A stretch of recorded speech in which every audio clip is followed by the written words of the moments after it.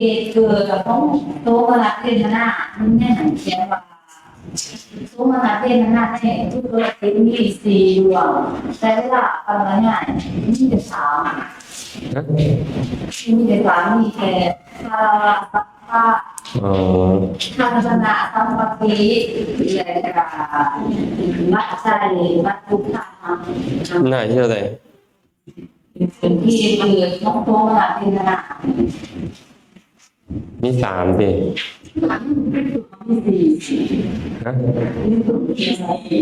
อ๋อโสมนัสมีสี่ดวงแต่ว่าเหตุเกิดขึ้นของโสมนัสมีสามแต่ว่ามันจะอธิบายเป็นสี่ก็ได้เพราะปัจจัยต่างหากก็ได้ผู้รับปัจจัยต่างหากก็ได้แต่ว่าเพิ่นอธิบายมันก็คือว่ามันมีสี่ดวงเด้ออันบุญนี่นะบุญนี่มีสี่ดวง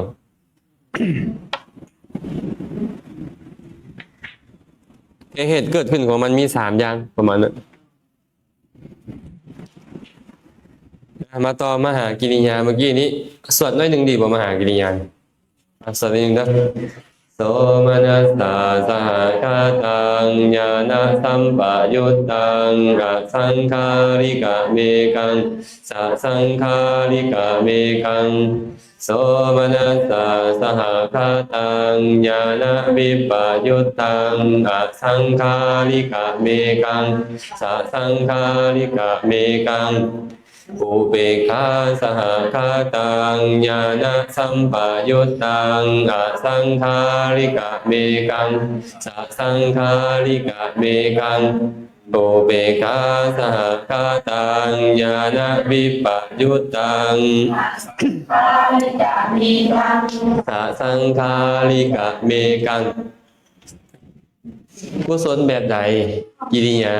แบบนั้นทางเทวากุศลเกิดขึ้นในสังขารที่ยังมีอนุสัยคำว่าสังขารที่มีอนุสัยก็คือปุถุชนและพระเสกค่ะส่วนกิริยาเกิดขึ้นในขันธ์ดานที่ปราศจากอนุสัยคือบ่มีอาสวะแล้ว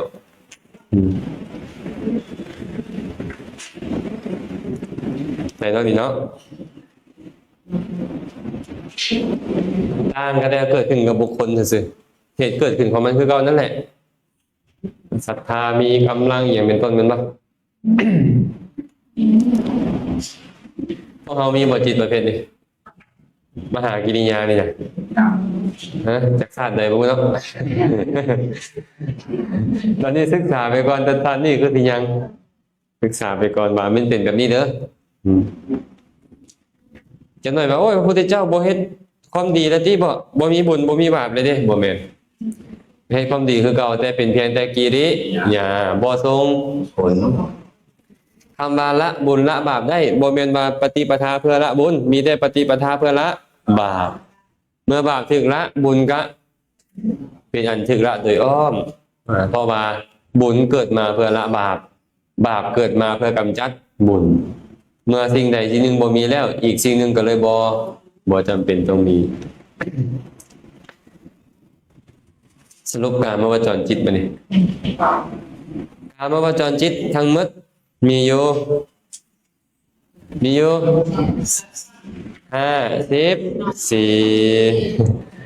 กามวจรได้บ่แม่นกามวจรโสภณะได้อย่าหลงเด้อพี่เอาผิวพรรณเด้อ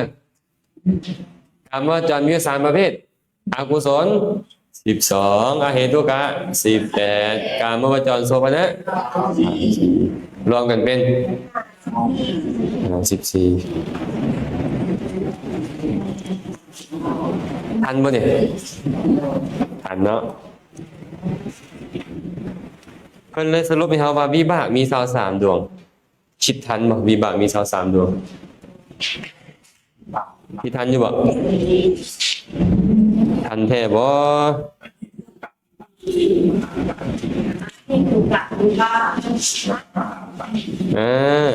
นี่ครับเบิ่งดิ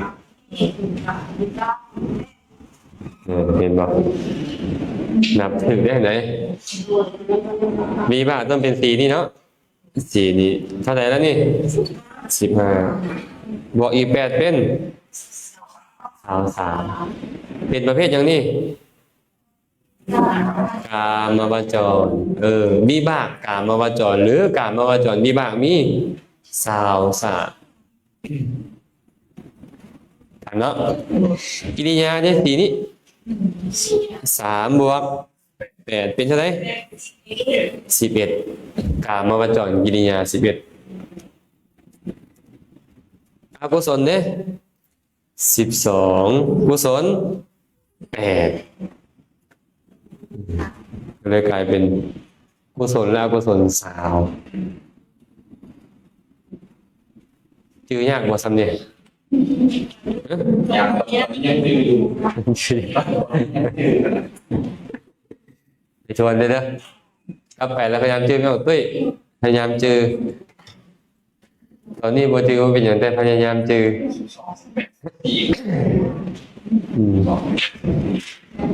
จื้อบ่ยากเนาะแต่ว่าอาทิตย์หน้าจื้อไปสอบบ่นี่สอบแต้มมันแทงจิตนี่พร้อมบ่มีออกสั้นอีกอาทิตย์นึงนี่พร้อมแต้มแทงจิต89หรือ111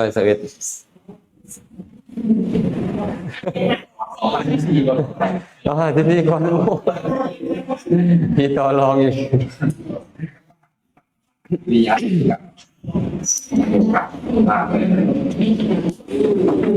ทั้ง3อย่างเลยคือกันหมดเลยอันแต่ว่าอันนึงเป็นเหตุอันนึงเป็นผลและอันนึงบ่มีเหตุบ่มีผลพยายามกำหนดนะพยายามกำหนดเจอเนาะอกุศล10 2วิบาก20 3กุศล8กิริยา9 11ขอไปโอ้บ่ค่อยตามเลยเนี่ยบ่ค่อยตามชื่ออันไหนก่อนจะค่อย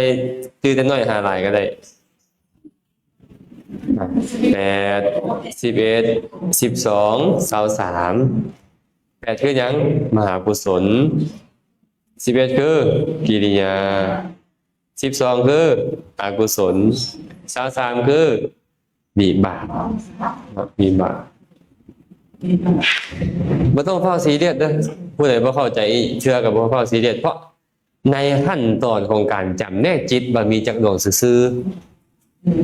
แล้วก็ให้เหตุผลซื่อๆว่าเป็นหยังจึงเอิ้นมันว่ากุศลเป็นหยังจึงเอิ้นว่าวิบากเป็นหยังจึงเอิ้นว่ากิริยาซื่อๆอาจารย์เขาด้วยบ่ไหวแล้วเขาด้วยนะ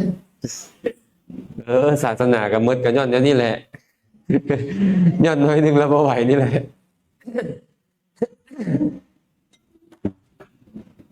ก็เป็นเรื่องหลักเลยครับ อย่าเฝ้าคิดว่าโอ้มันเป็นเรื่องที่นักหนาสากันนะเฮียนแล้วเข้าใจเลยนี่โอ้ยคนนี้คนบ่ธรรมดาโพดบ่เป็นตายเฮียนเด้อัจฉริยะเกินไปเกินหมู่เนาะ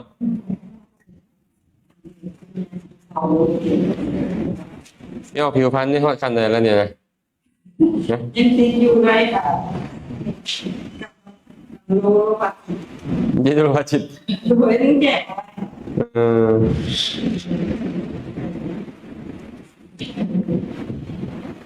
ดวงนิ้งถ้าก็ส่วนที่12ดวงมันมีอย่างเดียวต้องเบิ่งแบบอะไรเนี่ยธรรมดามันมีกับเฮาอยู่ตลอดนะเนาะมันน่าจะจื้อได้แล้วนะ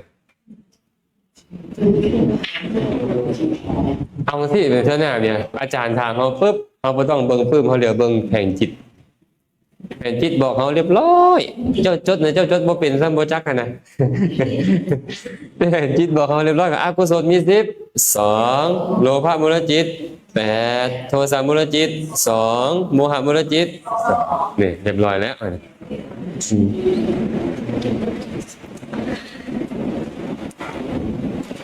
มาต่อมาคันเฝ้าท่อถอยกันเด้อมือแรกกับมือนี้มันต่างกันหลายเติบไปนี่เนาะมือแรกนี่ป้าเรียนไปฮอดพุ่นน่ะจนที่ฮอดบ่อนกินข้าวพุ่นน่ะ มือที่สองโอ้ยขาไปเลยนะมือที่สามโบว่างมือที่สี่อาทิตย์ที่สี่จากที่บ้านไหนแล้วมาดิคนตกบ่ย่านผ้าพาปัจจุบันนี่ธรรมดาท่านแหละเนาะอาตมาเนี่ยโอ้ตอนเรียนจนไปว่ากับอาจารย์โอ้อาจารย์เลยบ่เข้าใจจ้าหน่อยเลยไปว่ากับอาจารย์สมบูรณ์อาจารย์มหาสมบูรณ์เลยไปขอลาออกวิชาหนึ่งที่เราไปเขียน3 วิชาได้เดี๋ยวขอลาออกวิชาวินัยพอวินัยเขาว่าบาลีเขาบ่เข้าใจเลยแต่เขาตั้งใจอยากจะเรียนในพิธามอยากให้เข้าใจนะเดี๋ยวนี้นะอยากได้เกินไปพอได้ดังใจก็เลยซอกซ้ำมันก็เลยโทสะมีกำลัง อย่างไร ทางเรียนก็สบายเนาะถ้าโมแต่พิธามมันก็ได้ฟังพระสูตรไปได้ฟังเรื่องบุญเรื่องบาปไปมันกำไรเลยนะ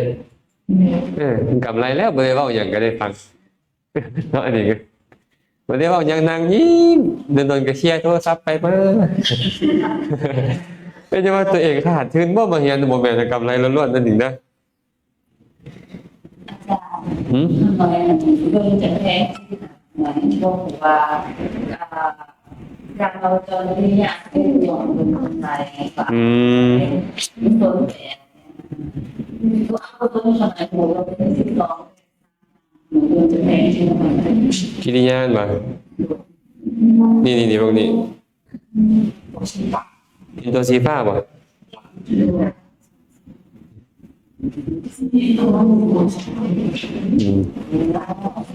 อันนี้3แล้วเนาะ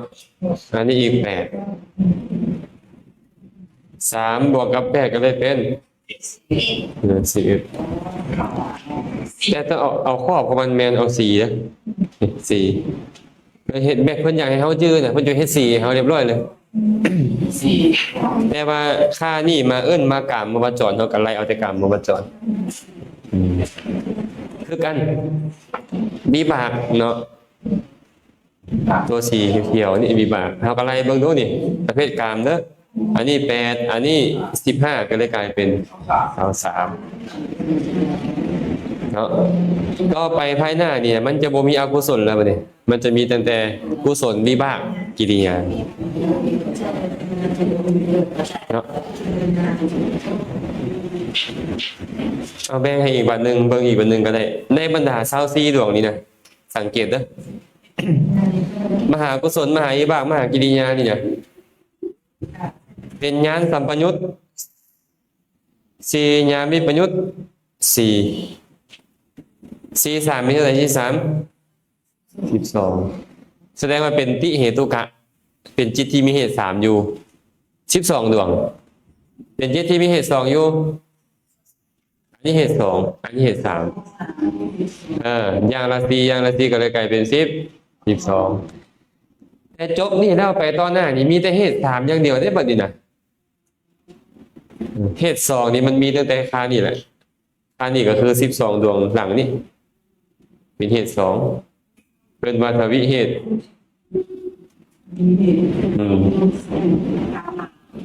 มีแต่กามวจรนี่หลังจากเป็นรูปวจรไปแล้วนี่จะว่าเฉพาะจิตที่มีเหตุ3อย่างเดียวบัดนี้เหตุ3อย่างเดียวผ่านเนาะ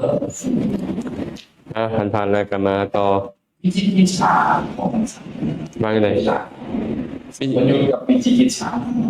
ประกอบกับวิจิกิจฉาวิจิกิจฉาความลังเลสงสัยคำว่าสงสัยนี่อย่างมื้อนั้นเขาไม่ได้บอกว่าสงสัยทั่วไปแม่นบ่สงสัยในพระพุทธพระธรรมพระสงฆ์สงสัยในสิกขา3สงสัยในขันธ์ต้นอดีตอนาคตปัจจุบันสงสัยในปฏิจจสมุปบาทจะเอิ้นมาความลังเลสงสัย ถ้าเป็นพุทธเจ้าเป็น พุทธเจ้าฟุ้งซ่านแต่ความจริงแล้วเนี่ยอกุศลทุกดวงต้องมีความฟุ้งซ่านแน่นอนต่างแต่ว่าบ่เด่นแต่มาอยู่จิตดวงนี้มันเด่นมันก็เลยเอิ้นว่าอุเบกขาอุทธัจจะสัมปยุตอุทธัจจะ สร้างหนักเลยครับ ฟุ้งซ่าน เป็นบางนาน ผ่านเนาะ แต่ทั้ง12 แม่นโมหะ มี4อย่างเป็นมูลอยู่แน่นอนโมหะคืออวิชชาเนาะอหิริกะบ่ละอายซัวอโนตตัปปะบ่เก่งกลัวต่อบาปอุทธัจจะฟุ้งซ่าน4อย่างนี้เป็นพื้นของบาปทุกดวงเลย12 12ดวงเลย แต่ส่งที่เป็นบาป แม่นแต่ตัวนี้นี่4อย่างต้องเป็นพื้นแน่นอนเพิ่นเลยเอิ้นว่าสัพพากุศลสาธารณเจตสิก4ตัวนี้เป็นเจตสิกที่สาธารณะแก่บาปทุกดวงจะเฮ็ดบาปตอนใดจะต้องบ่ละอายซัวบ่เก่งกลัวบาป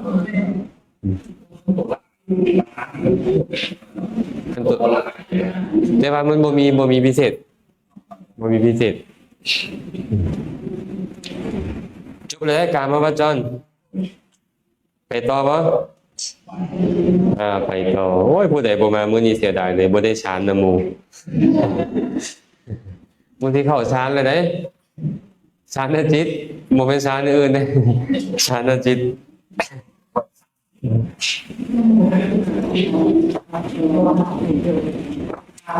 มาเบิ่งต่อเนาะ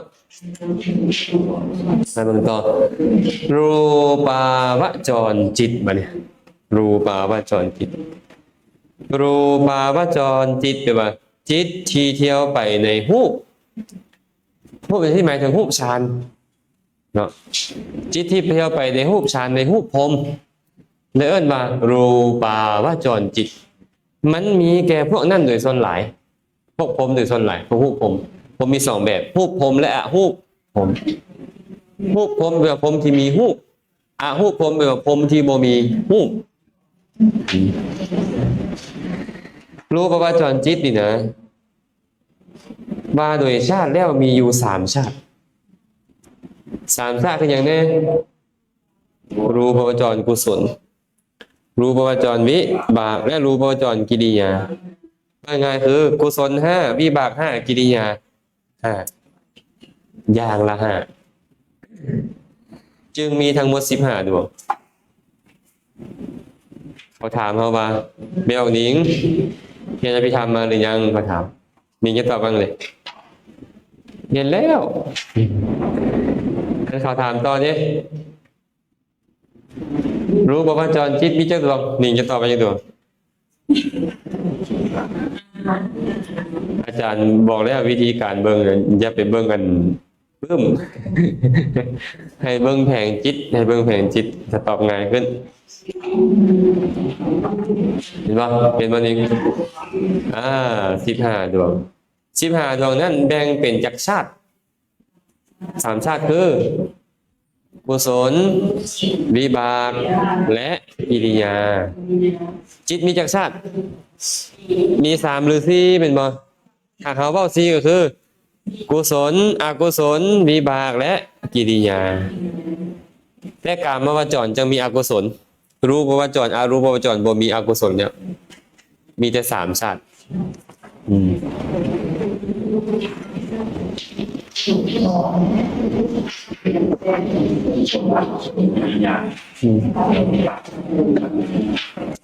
มาเข้าต่อเนาะ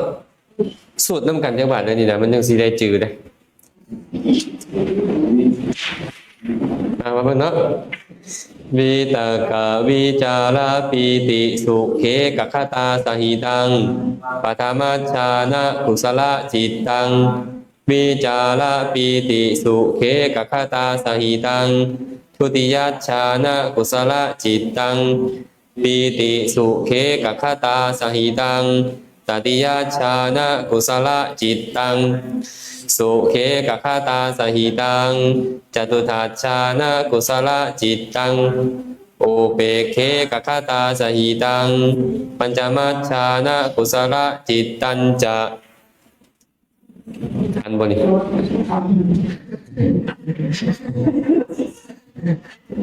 เราอ่านซะเนาะเอาวิต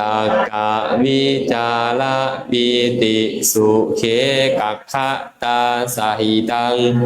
ปะทะมัชฌานะกุศลจิตตังวิจาระปิติสุเขกัคขตาสหิตังทุติยัชฌานะกุศลจิตตังปิติสุเขกัคขตาสหิตัง ตติยัชฌานะกุศลจิตตังสุเขกัคขตาสหิตังจตุทัชฌานะกุศลจิตตังอุเบกเขกัคขตาสหิตังปัญจมัชฌานะกุศลจิตตัญจะ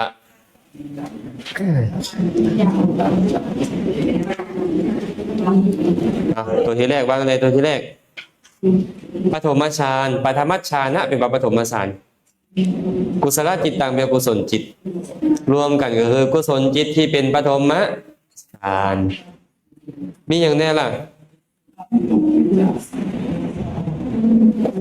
ปฐมฌานกุศลจิตที่เป็นไปพร้อมกันกับวิตกวิจารปีติสุขและเอกคตามีจักโตนับอีกห้า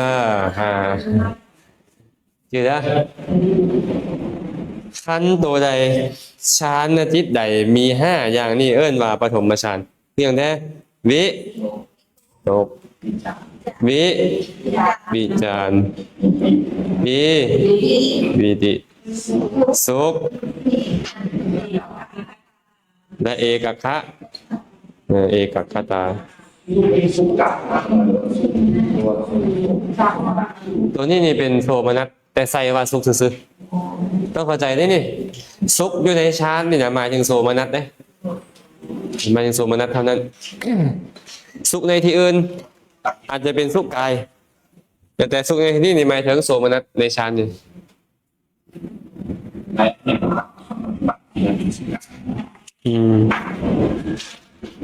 จืดเด้อท่องตัวนี้ให้จืดก่อน5ตัวเลยเป็นตาจืดยากกว่าพร้อมกันยัง3รอบดูวิตกวิจารปีติสุขเอกคตาวิตกวิจารปีติสุขเอกคตาวิตกวิจารปีติสุขเอกคตา5อย่างนี้เอิ้นว่าองค์ฌาน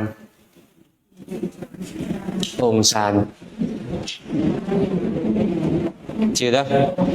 คันเพิ่นถามเราปุ๊บองค์ฌานมีเท่าไรตอบว่าองค์ฌาน5คือวิตกวิจารปีติสุขและเอกคตาบ่เป็นเอกะเด้เอกคตามาจากเอกะบวกอักขะอักขตาเอาอีก3รอบวิตกวิจารปีติสุขเอกคตาวิตกวิจารปีติสุขเอกคตาวิตกวิจารปีติสุขเอกคตาชื่อได้ปะโอ้ยมันเป็นเรื่องยากดอกหาอย่างนึงให้สมมุติว่าเป็นผู้บ่าวแต่ละบ้านเนาะนะผู้บ่าวบ้านท่าหลวงก็เหมือนวิตกสินะผู้บ่าวพลเข่งก็เอาเหมือนกับวิชานมาดิชื่อได้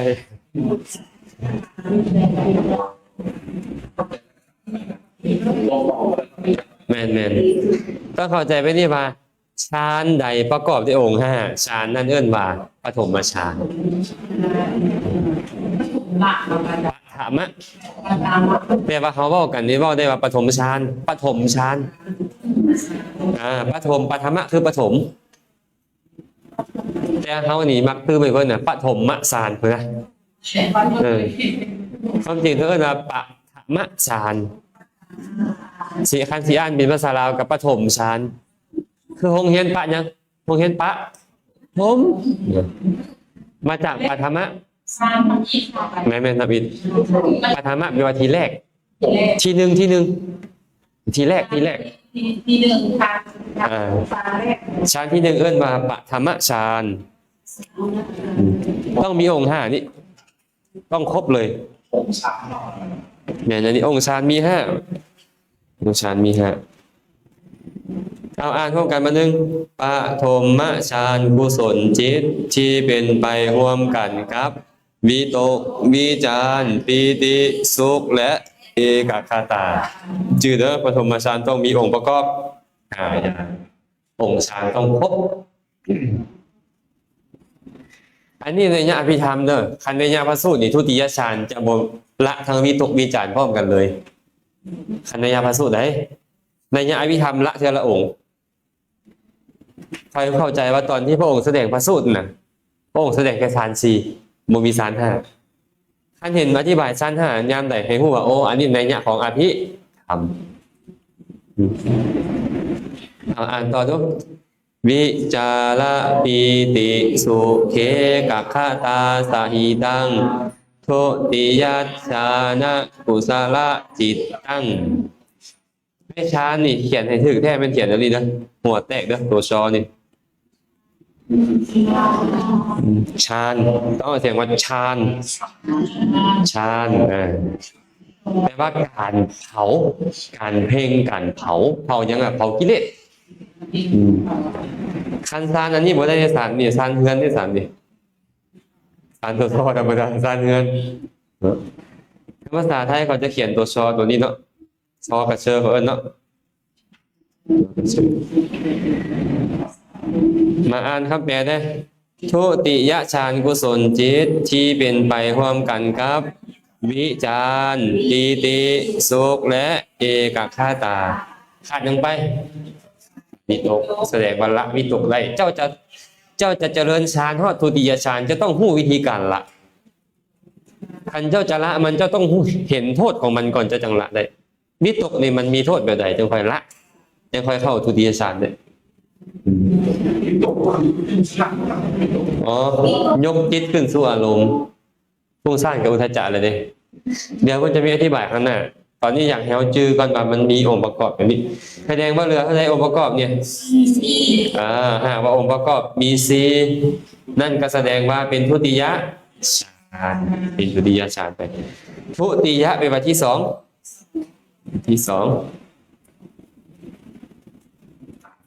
ทุติโยนี่นะที่2อ่านพร้อมกันอีกวันนึงปีติสุเขกัคขตาสหิตังตติยฌานกุศลจิตตังตติยฌานกุศลจิตที่เป็นไปร่วมกันกับปีติสุขและเอกคตาเหลือจักอย่างขาดไปจักอย่างอ๋อแสดงว่าละทั้งวิตกทั้งวิจารเหลือแค่ปีติสุขและเอกคเอิ้นตัวนี้ว่าตติยฌานตติยัมปิเคยว่าเธอที่3เธอที่3อันนี้ฌานที่3ฌาน2ฌาน3ไปเนาะต่อเนาะต่อไปอีกวันนี้สุเขกัคขตาสหิตังจตุทัสฌานกุศลจิตตังจตุทัสฌานกุศลจิตที่เป็นไปร่วมกันกับสุขและเอกคตาเหลือจักอย่าง2ละยังไปละปีติแสดงว่าเข้าฌานที่4นี่แล้วเนี่ยบ่มีปีติแล้วมีแต่สุขกับปีติต่างกันได้บ่นี่ได้สุขใจกับปีติใจต่างกันแต่เราจะบ่คันเรียนตอนนี้ได้ให้ฮู้ก่อนว่าเนี่ยสุขกับปีติเป็นคนละอันคนละอันกันปีติบ่มีของตุ้ยตอนนี้บ่มีเลยบ่มีเลยโอ้เป็นจังได๋เรียนเป็นหนังสือบ่ปีตินี่นะอปีติโยบ่มีปีติเลยบ่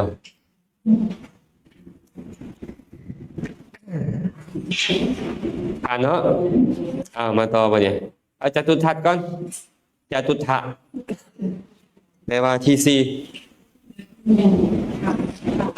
จตุทะหรือจตุถีแปลว่าที่4นะฌานที่4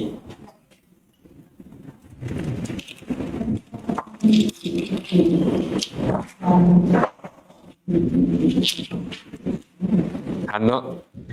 ไม่เอาสาระอะไรทันอยู่ป่ะเจ้าฟังที่ตัวเลขได้คนเนี่ย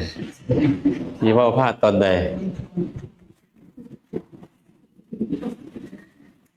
ต่อเนาะต่อไปอุเบกเขกัคคตาสหิตังปัญจมัชฌานะกุศลจิตตังจิตตันจะมาจากจิตตังนะปัญจมัชฌานกุศลจิตที่เป็นไปพร้อมกันกับอุเบกขาและเอกคตาอุเบกขาและเอกคตามีจักอย่างมีสองอย่างแสดงว่าสองตัวนี่จตุตฌานและปัญจมฌานมีองค์ประกอบสองคือกันเปลี่ยนจากเวทนาจากโสมนัสมาเป็นอุเบกขาเพิ่นเลยบอกว่าบ่มีสุขและละสุขและได้แค่อุเบกขาฌานนี่นะเวลาผู้ใดเข้าก็ตามจะบ่หายใจแล้วบัดนี้เข้าฌานโดยที่เราบ่หายใจลมหายใจจะระงับบ่หายใจแต่ว่าอยู่เป็นไปได้แม่นบ่ต้องหายใจแล้วคันเข้าจตุตฌานนี่ก็เป็นมื้อ2มื้อ3มื้อก็บ่หายใจบัดนี้กายสังขารคือลมหายใจนะครับท่านจะเผาไปเผาเด้อเบิ่งก็ได้บ่ได้เอาเข้าฌานได้เบิ่งความแตกต่างน้อยหนึ่งในแผงจิตนะ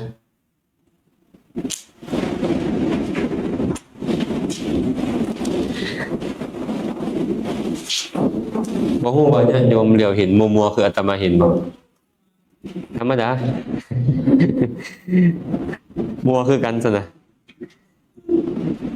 รู้ปวจรจิต15เป็นบ่รู้ปวจรกุศลจิต5รู้ปวจรวิบาก5รู้ปวจรกิริยา5ความจริงแล้วเฮาเว้าแต่โสภณะมาแบบใดตัวนี้ก็คือกันเลยเกิดกับพระเสขะกับปุถุชนก็เป็นกุศลขั้นตอนพระอรหันต์เข้าฌานนี่เป็นกิริยาส่วนวิบากก็เป็นผลของกุศลนี่จะมีได้แก่ไผได้แก่พวกปุถุชนหรือพระเสขะที่จะไปเกิดเป็นผมแต่ต้องฌานบ่เสื่อมได้จังได๋นะคันฌานเสื่อมวิบากก็บ่มีคันฌานเสื่อมนะคันฌานบ่คันเสื่อมวิบากจึงมีเห็นตัวเลขบ่เห็นแบบดาวๆเด้อ5 4 3 2 2เห็นบ่5 4 3 2 2 5 4 3 2 2หมายความว่าอย่างนี้5ตัวนี้ก็คือมีองค์ฌานเอิ้นมาปฐมฌานมีองค์ฌาน4เอิ้นมาทุติยมีองค์ฌาน3เอิ้นว่าตติยฌานมีองค์ฌาน2จตุตถฌานมีองค์ฌาน2คือเก่าเปลี่ยนจากสุขเป็นอุเบกขาก็เอิ้นว่าปัญจมฌานเป็นว่าปัญจมฌาน5 4 3 2 2เนาะแสดงว่าสังเกตได้แล้วเนาะสังเกตได้แล้วบัดนี้ไปแต้มนั่นแหละแต้มแผงจิตได้แล้ว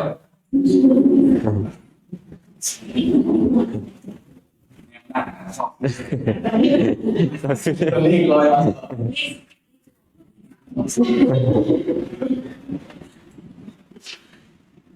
อ่านบ่นี่อ่านเนาะเบิ่งรูปวจรนี่จะแบ่งออกเป็น5สั้นสั้นปฐมสั้นทุติยะสั้นตติยะสั้นจตุตถะและสั้นปัญจมะถ้าหากว่าเป็นนัยยะพระสูตรจะบ่มีฮอดฐานที่5มีฮอดฐานที่4ฐานที่4ไม่บางสีมีแต่คู่ครับ ฐานที่4บ่ เวทนาเป็นคู่ เวทนาเป็นโสมนัสนั่นแหละ เวทนา บ่มีเวทนาพระสูตรบ่บ่แม่นพระสูตรจะมีการละพร้อมกันเลย เวลาละทางวิตกวิจารณ์เราเลยเอาฌาน1กับฌาน2นี่เป็นฌานเดียวกันเอาฌานที่3ไปเป็นฌานที่2เอาฌานที่4เป็นฌานที่3เอาฌานที่5ไปเป็นฌานที่4สารพัดสูตรเนาะคำว่าองค์ฌานแปลว่าอย่างองค์ฌานเนี่ยมื้อเช้านี้เฮาสิอธิบายเรื่ององค์เลยองค์แปลว่าอย่างองค์ ส่วนปะอ๋อส่วนประกอบของฌานบ่แม่นโตฌานแต่ฌานนั่นนะมันปราศจากส่วนประกอบบ่ได้อย่างเช่นน่ะมีรถคันหนึ่ง อ๋อ มันก็แต้มบ่เป็นมือคือรถจังหน่อยบ่ฮะบ่ขึ้นจอวะบ่โน้ตที่ไหนคือบ่ขึ้นจอขึ้นแล้วติยังเถอะฮะ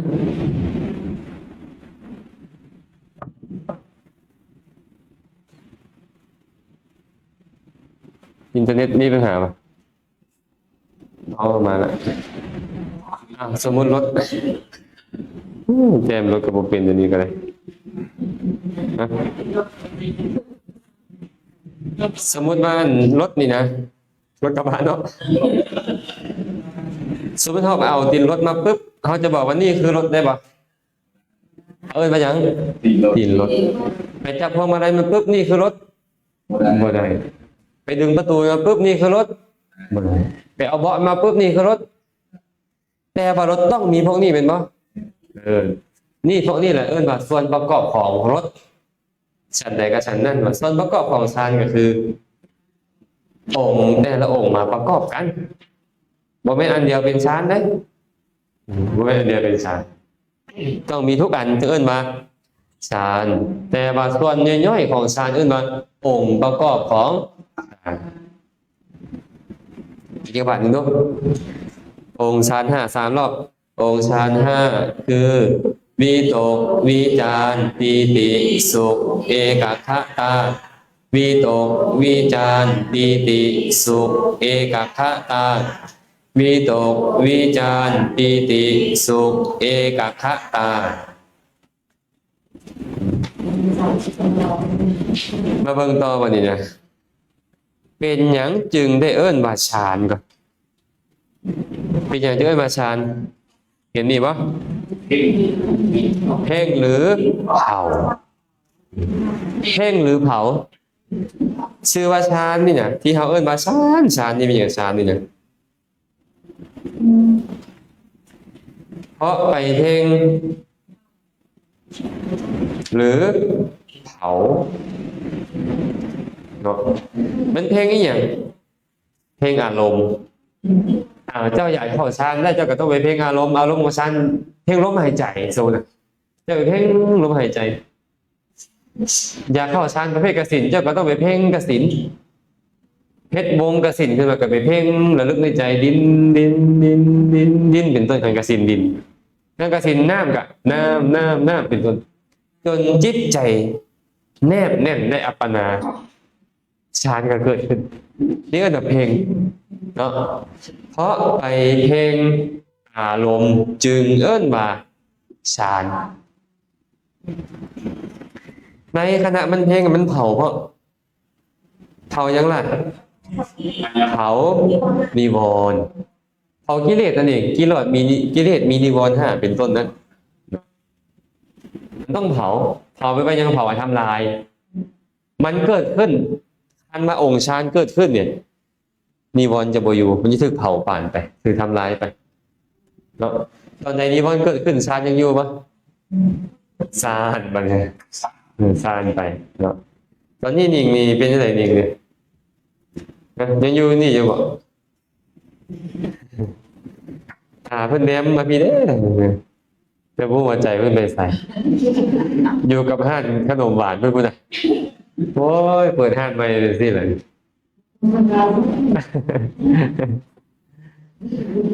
เป็นโฆษณาดีเด้แซ่บหลายเพิ่นว่าห้านอยู่วันเสาอยู่เกาะเสาทิงซ่าเด้อเพิ่นว่าติดเสาทิงซ่าเด้อบ่นอนติดกับโรงงานกายสินเนาะโอ้ยผิดแล้วติดอันกายสินเด้อกายสินคิดนำแต่อันห้านก็เลยบ่ฮู้ถึงเพิ่นเว้าเรื่องหยังเข้าใจหรือยังนี่ใครมีคนถามเฮาเจ้าไปเรียนอภิธรรมมาหรือยังไปเรียนมาแล้วฌานแม่นหยัง ถามมาเขาจะตอบว่าฌานคือการเพ่งหรือการเผาเพ่งยังล่ะเพ่งอารมณ์ของกรรมฐานของการจะเข้าฌานของเจ้านะจะต้องไปเพ่งไงเป็นให้จิตเป็นอันหนึ่งเดียวมันจะค่อยฌานเกิดขึ้นได้ในขณะที่เพ่งมันเผาว่าเผายังเผากามฉันทะพยาบาทเป็นต้นนั้นเผาเรานั้นว่ายังบานิวรณ์โอ้นิวรณ์นี่นะเนาะเขาต้องท่องบ่ฮึเราเธอต้องท่องบ่เอานิวรณ์5อาจจะ3 รอบชื่อบ่เป็นอย่างคือว่ารถดุเนี่ย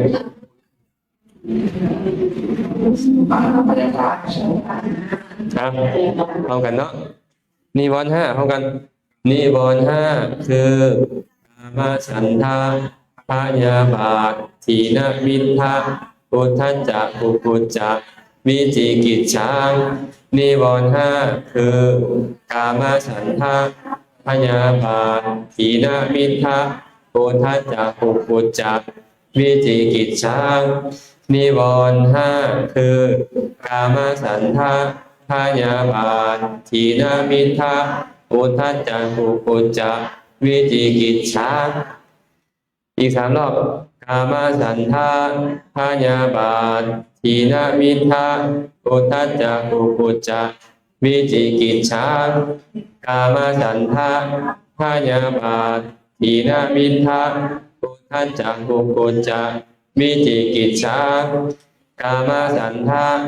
พยาบาทถีนมิทธะอุทธัจจะกุกุจจะวิจิกิจฉากามฉันทะคือตัณหานั่นแหละตัณหาในกามคำว่าในกามคือในรูปเสียงกลิ่นรสสัมผัสความอยากว่าไงกันเลย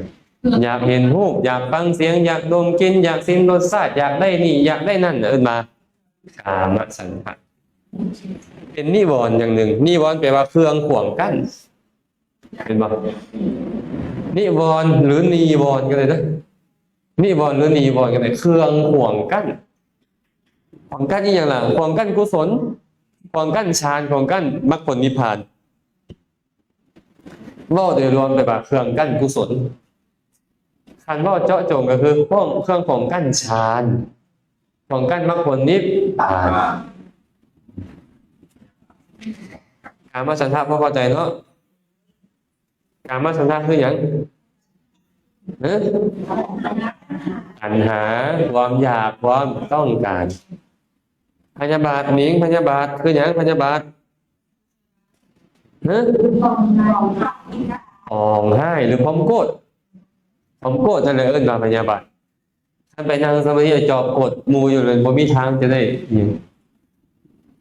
มามีวอนเครื่องขวางกันแหละนั่นแหละกับบ่ได้เนาะความโกรธเครื่องนี่แหละว่าพยาบาทพยาบาทโกรธยังก็ตามแต่อาตมาตอนไปนั่งสมาธิเราไปปฏิบัติอยู่วันพม่าอยู่มอระเมียงรัฐมอญพม่าเขาจะไปนั่งร่วมกันหลายๆเป็น200-300คนนะร่วมกันขนาดเจ้าเฮ็ดเสียงยางเจ้าดังตึงหนึ่งบ่ได้เลยเจ้าหน้าที่เขาจะไปบอกให้รถจะเฮ็ดธงยางเสียงดังครอบแคบบ่ได้เฮ็ดกวดน้ำร่มตึ้งนี่บ่ได้เขาบอกให้เจ้าเลยบ่ได้แล้วเนี่ยเจ้าบ่สำรวมเขาว่าแต่ก็เสียงเอื้อมบ่เป็นหยังเสียงตดดังปูบ่เป็นหยังก็แปลกอยู่เลยเพราะการเจริญอานาปานสตินี่มันต้องสูดลมเข้านะคือมันต้องท่องมันต้องเบ่งขึ้นมันก็ออกพายออกมาทางปากพายออกทางทวารนั่นเป็นธรรมดาและบ่แม่นซ้ำหั่นอันอยู่หุ่นนั่นมักหลายถวายวิตามินซียาคูครูบาอาจารย์กับสมมักสมมอดองเอาถวายตลอดเลยวิตามินซีกับสมมอดองนี่มันก็ยังมีกฎเนาะยางไปนำกันเนี่ยขออภัยนะยางไปรัดหน้ากับต้นใส่กันรถบ่ถือสากันแต่เฮาคนลาวคนไทยไปมันบ่ได้ดีแบบนี้เฮาเนาะเขานี่เลิกสบายเลยเขาเนี่ย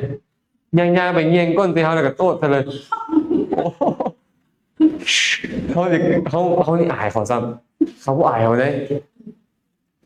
อาจารย์ไปยุ่นมอระเมียงนั่นแหละ พุ่นขึ้นไปทางเหนือไปทางอัน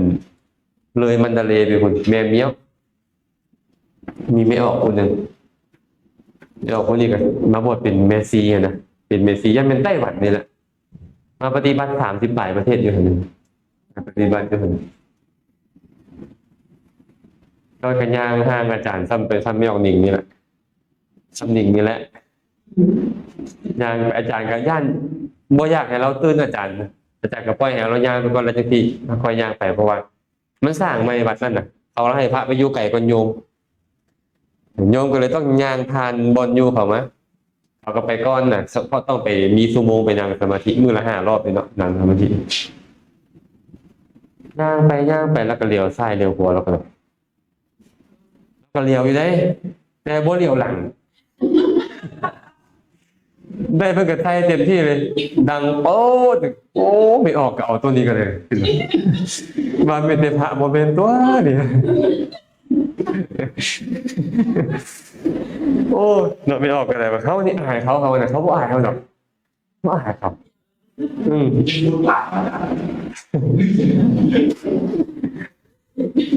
เขาแล้วเคยเห็นนั่นบ้านเขาบ่มีสิเนาะได้ต้นก็ยังได้เสื้อเอาไว้บอกเสื้อเอาอันนี้เราโอ้ยเอาเองเอาให้มันคิดว่ามีแต่พระบ่เป็นบาดไปอยู่คุณโอ้ยทุกคนเลยเพราะว่าเวลาไปเจริญอานาปานสติลมเข้ามันกำหนดนะบางเทื่อคนใส่ใจบ่ถือกับสูดลมเขาเฮ็ดกรรมฐานบ่เป็นเบิ่งกรรมฐาน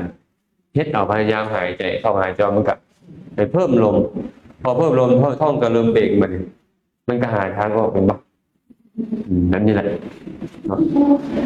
อันนี้บางเทื่อก็โกรธเขาน่ะได้ยินเสียงเขาโกรธได้ยินเสียงเขาย่างเสียงดังก็โกรธไปนะเอามาสังเกตลงไปนั่งสมาธิมั้ยเสียงค่อยๆก็เริ่มดังขั้นตอนนั่งสมาธิตอนตัวเองล้มกันยุ่นโอ้ยหมู่เอิ้นดังมาเลยก็บ่ได้ยินเป็นบ่ดีไงไม่ใช่อาจารย์เป็นป่ะบ่ได้ยินมันเป็นไปได้ครั้งเขาเริ่มนั่งสมาธิแล้วเขาเริ่มอยู่กับตัวเองกันนะปรากฏว่ามันมาให้เป็นโดยเฉพาะโสตายตนะเขาเนี่ยมันจะไปกระทบกับเสียงได้ดีกว่าเขาเข้าห้องน้ำอัดประตูค่อยๆนี่ยังโกรธเขาแหละมันใส่ใจได้พอดีไงอันนี้ก็สำคัญนะคันเขาไปปฏิบัตินำกันเขาก็ต้องได้เห็นใจกันนะเขาพอที่ค่อยๆได้บางอย่างก็จะเสียงดังอีกอย่างก็จะเสียงดังเนาะอันนี้พอสุภาพ ที่เป็นโอกาสพูดด้วยหน่อย แม่เนี่ย โอ้ยไปเลย อันนั้นวิปัสสนาต้องมาเท่าไหร่วิปัสสนาบ่มาคนมักสงบนี่วิปัสสนาบ่มามักสงบบ่ได้ตั้งใจแล้วโกรธเข้าใจคำว่าพยาบาทแล้วตัวปฏิเนาะคือความโกรธความบ่พอใจทีนามิทะเด้เขามักแปลว่าง่วงเหงาหาวนอนความจริงบ่แม่นนะหดหูเสียใจ เขาหดหูใจท้อถอย คือเกียดน้อยใจ บอกอันนี้คือน้อยใจเป็นความโกรธเป็นพยาบาทหดหูนี่หดหูใจอะนะมันบ่แซ่บซื่นนะเข้าใจป่ะมันหดหูอยู่บ่มันบ่ซื่นบ่บานอีหยังที่หดหู เจ็บ มัน ม่วงกับ เหงาอาการปรากฏขึ้นหดหูใจ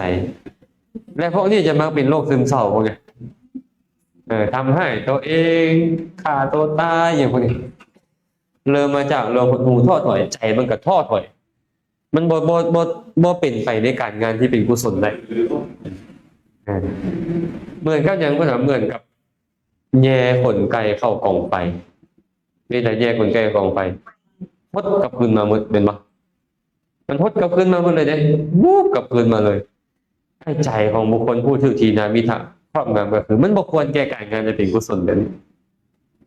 คุณปรากฏของมันก็เลยง่วงเหงาซึมมันปรากฏเป็นการง่วงเหงาหาวนอนไป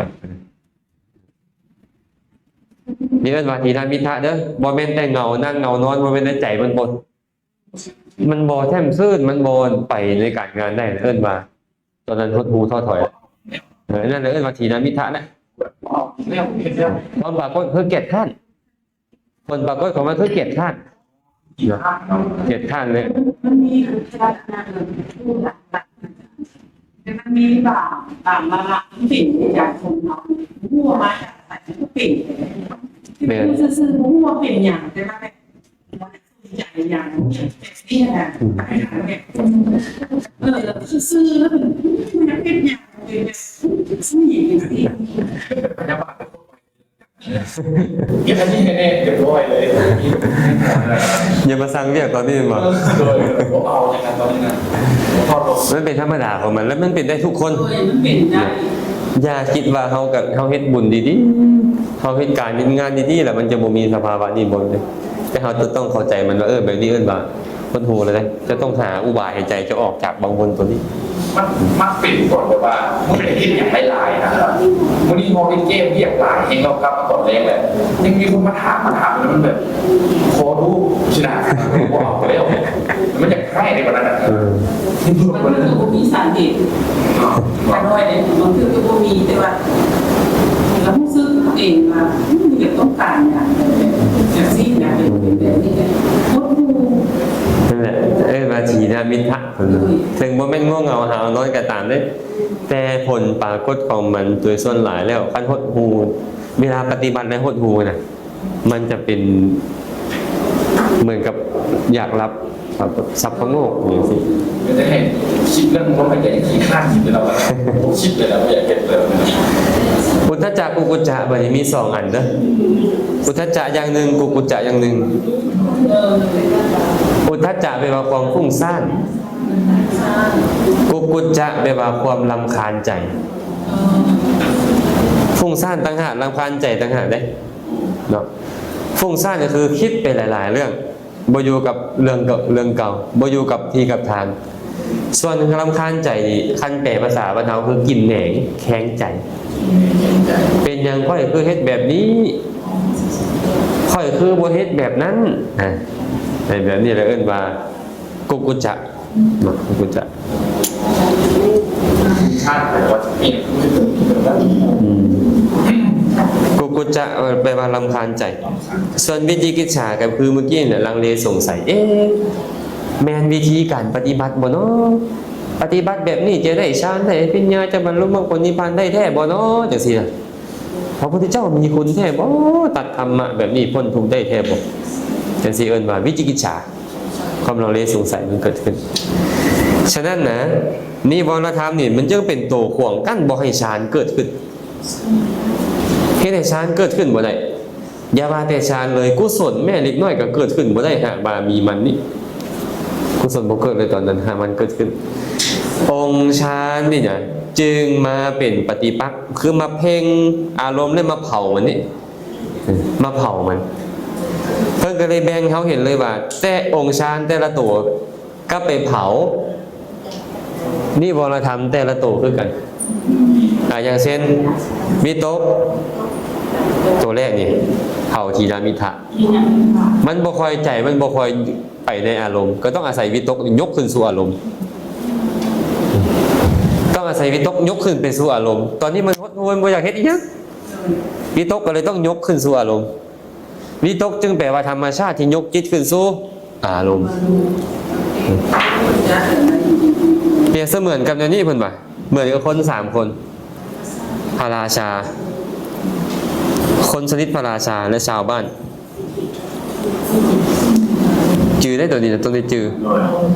อันนี้ชาวบ้านบุรุษชาวบ้านพระราชาอันนี้คนสนิทพระราชา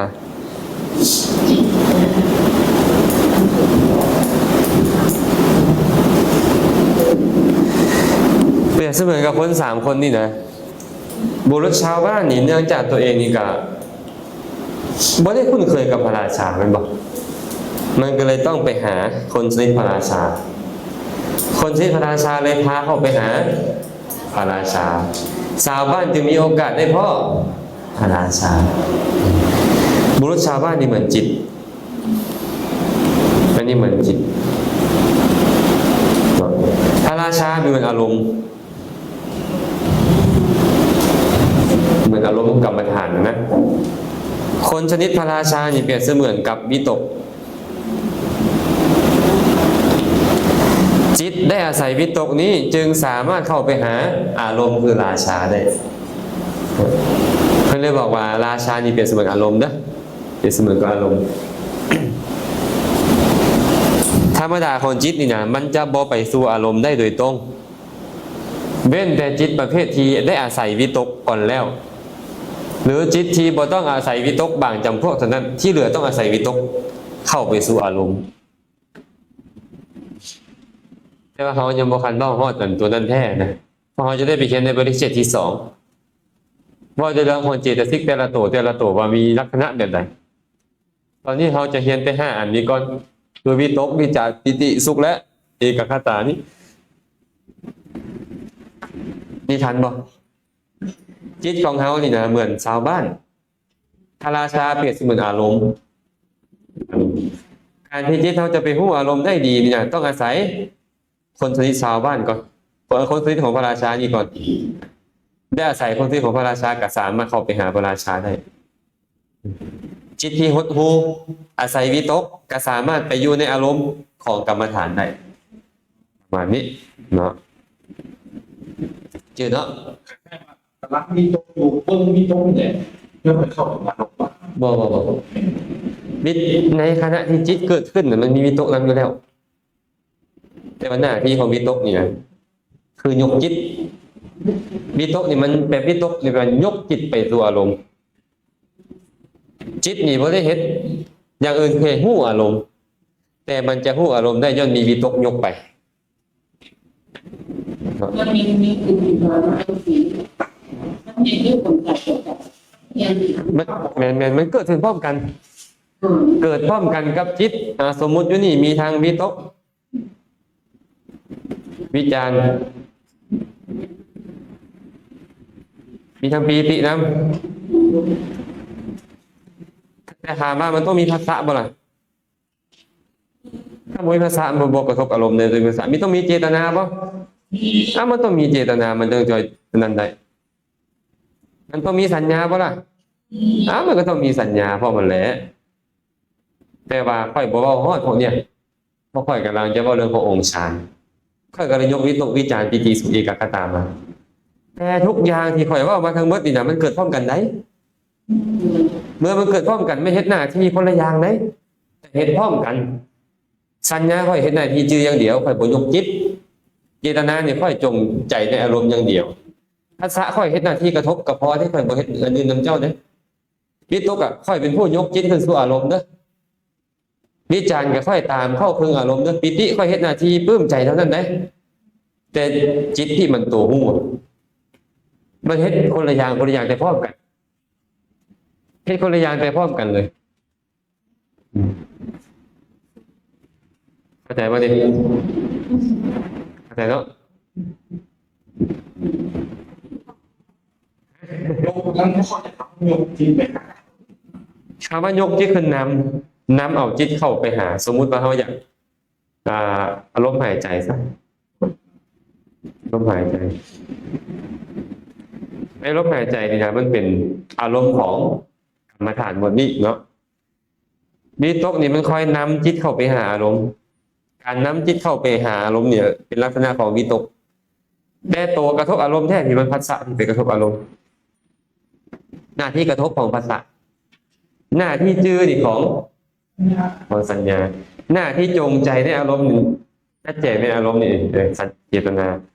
การตามเข้าพึงอารมณ์แท้เป็นลักษณะของวิจารณ์ความปลื้มใจนะเห็นได้กระทบอารมณ์แล้วปลื้มใจในหน้าที่ของปิติเฮ็ดหน้าที่ภายหน้าที่เราแต่เกิดขึ้นพร้อมกันดับไปพร้อมกันฮู้อันเดียวกันแต่ตัวฮู้อารมณ์แท้เป็นไผตัวฮู้อารมณ์แท้ตัวจิตพวกนี้นี่เนี่ยคันบ่มีจิตแล้วบ่ฮู้อารมณ์แต่ว่าจิตคันบ่มีพวกนี้ก็บ่ฮู้อารมณ์ต้องอาศัยกันการแต่ว่าพวกนี้มันอาศัยจิตเกิดขึ้นจึงฮู้อารมณ์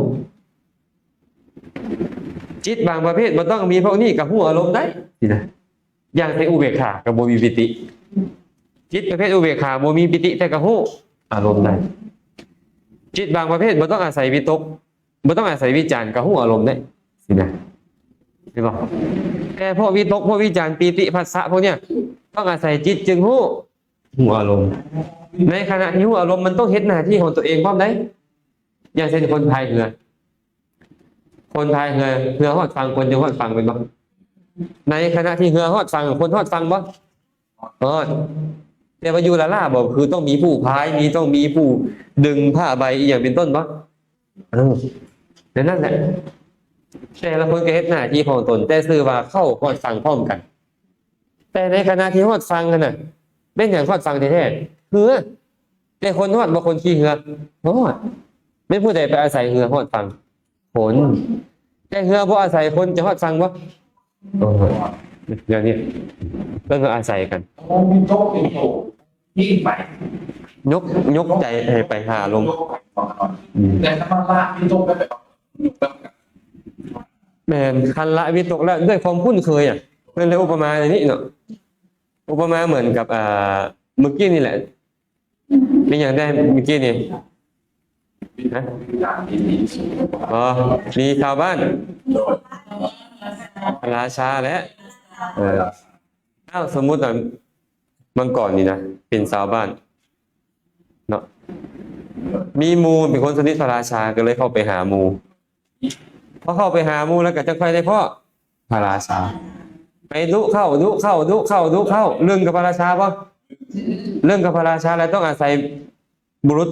ผู้คนคุ้นเคยพระราชาป่ะบ่อาศัยก็ได้แล้วโดนไปแล้วคือกันเลยทุติยฌานน่ะนะทุติยฌานนี่บ่มีวิตกอะไรสามารถเข้าไปหาอารมณ์ได้เลยย้อนคุ้นเคยแล้วคุ้นเคยกับอารมณ์อะไรแบบนี้ เรามีมูลค่าเนี่ยเป็นมีโต๊ะมีจักเริ่มลึ่งไปจะไปต้องใช้ที่สองเป็นมีจักมันจะเป็นใช้ที่สามที่เป็นที่ดีเลย ประมาณนั้นได้ประมาณนั้นนะทันวะนี่ทันเนาะวิตกนี่เข้าใจแล้วเนาะแต่ว่ายกจิตขึ้นสู่อารมณ์หรือน้ำจิตเข้าไปหาอารมณ์นั่นก็เลยเป็นปฏิปักษ์ต่อทีนามิทะเพราะว่าทีนามิทะนี่มันหดหู่มันบ่ไปตามอารมณ์จอบจะรับอย่างเดียวคนนี้นะอันนี้ทีนี้วิจารณ์นี่ล่ะวิจารณ์ไปไว้ไหนวิจารณ์ตามเข้าพึงอารมณ์ตามสืบต่อตามเข้าพึงอารมณ์เหมือนกับเสียงระฆังเคยได้ยินเสียงระฆังเนาะว่าระฆังกับบุคือจุดิเวลาเขาตีระฆังแกล้งระยุทธ์เลยปะหนิงเป็นอะไรเราก็ไปฟังดูสิพ่อหลายครั้งไปนั้นผมมาแม่นโอ้ยแกล้งเม็นบ่เมื่อกลางวานไปนะแกล้งเรื่องกันเลยเพื่อนว่าลักษณะแกล้งบัดแรกนี่นะเหมือนลักษณะของวิตกเข้าใจป่ะแต่หลังแง่งแม่งไปอีกนะเหมือนลักษณะของวิจารณ์แต่บางคนเข้าใจว่าเกิดคนละเทือเกิดพร้อมกันหรืออีกอุปมาหนึ่งเหมือนกับแมงผู้พูดจากแมงผู้ป่ะนี่ฮะแมงผู้มันมักตอมตรงไม่นะแมงเพิ่งแมงผู้นะตัวดำเขาเอิ้นเพิ่งปีกแข็งเขาเอิ้นเพิ่งปีกแข็งแต่ว่าแมงผู้อะไรบ้านเราแมงผู้เนี่ยเวลามันจะบินไปหาดอกไม้เคยสังเกตป่ะมันจะบอลดวดไปจุ๊บบอลเลยมันจะเข้าไปแล้วก็เวียนก่อนเป็นป่ะเวียนเบิ่งซ้อมก็แล้วจะค่อยจับตอนมันพื้เข้าไปครั้งแรกนี่เหมือนวิตกตอนมันเวียนดอกไม้ก่อนจะจับเหมือนกับวิจารณ์แต่บอกคนเข้าใจว่าเกิดคนละเทือเกิดพร้อมกันลักษณะมันซื่อๆมันตัวที่เข้าไปเข้าถึงอารมณ์แท้เป็นตัววิจารณ์เพิ่นเลยบอกตามเข้าถึงอารมณ์เอิ้นว่าวิจารณ์ตามเข้าถึงอารมณ์อีกอย่างนึงเหมือนกับนกใหญ่เพิ่นว่าเวลานกเนี่ยมันจะบินขึ้นนะมันพึบปีกบาดเดียวแล้วขึ้นทอดฟ้าเลยบอกมันต้องหลายเทื่อบอกพอขึ้นไปแล้วมันที่ไหนกลางปีออกแล้วกันร้อยตอนมันโผล่ขึ้นไปเทิงอากาศเหมือนกับวิตก ตอนที่มันทอดอากาศแล้วมันปล่อยโตไปเหมือนกับวิจารณ์ ยังให้อยู่ในอากาศ แต่บอคอนเข้าใจว่ามันเกิดคนละเทื่อมันเกิดพร้อมการเฮ็ดหน้าที่ของใครของเราแต่ลักษณะเหมือนถึงสั้นแล้วบ่อยากให้วิตกกับวิจารณ์นี่มาปนเปกัน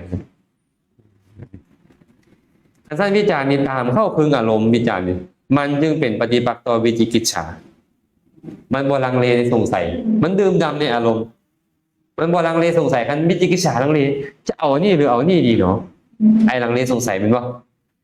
เตวิจารณ์นี่บ่ค่อยบ่ลังเลสงสัยค่อยดิ่งในอารมณ์ ได้ยินเสียงผมไป ประมาณนั้น เดี๋ยว คันวิจิกิจฉานี่มันจะแบบนี้หรือแบบนี้ แต่วิจารณ์เกิดขึ้นมันบ่มีคำว่าแบบนี้มันไปเลยมันเอาคือเอาอารมณ์เลยนี่มาลักษณะของวิจารณ์ปีติมาเนี่ยปีติก็คือความอิ่มเอิบใจมันอิ่มใจเคยเป็นปะบางคนเนี่ยโอ้เฮ็ดบุญเฮือนพันได้กินข้าวตั้งแต่เช้าฮอดค่ำบ่รู้สึกหิวเลยมันอิ่มเนี่ยอิ่มใจเนาะอันนี้เอิ้นว่าอิ่มเคยโกรธใครบ่ล่ะปะเนี่ยเป็นหยังจึงโกรธมันบ่อิ่มเอิบใจเห็นบ่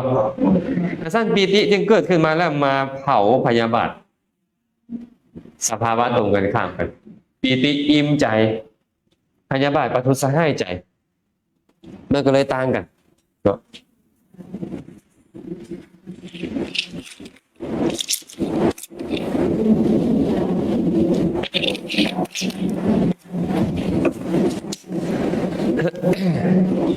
ทันบ่ปีติจึงมาเผาพยาบาทท่านโกรธตอนใดพอเข้าใจถือว่าตัวเองบ่มีปีติแล้วตอนปีติเกิดขึ้นพยาบาทหายแน่นอนปีติว่าตอนนี้ไม่ออกตุ้ยทายเลยปีติเนี่ยพวกเขาเจ้านิ่งเนี่ยปีติจังไงบ้างเนี่ยยิ้มตลอดเลยคนนี้เนาะแล้วจะยิ้ม ปีนี้ตลอด แม่นแท้บ่โอ้เนี่ย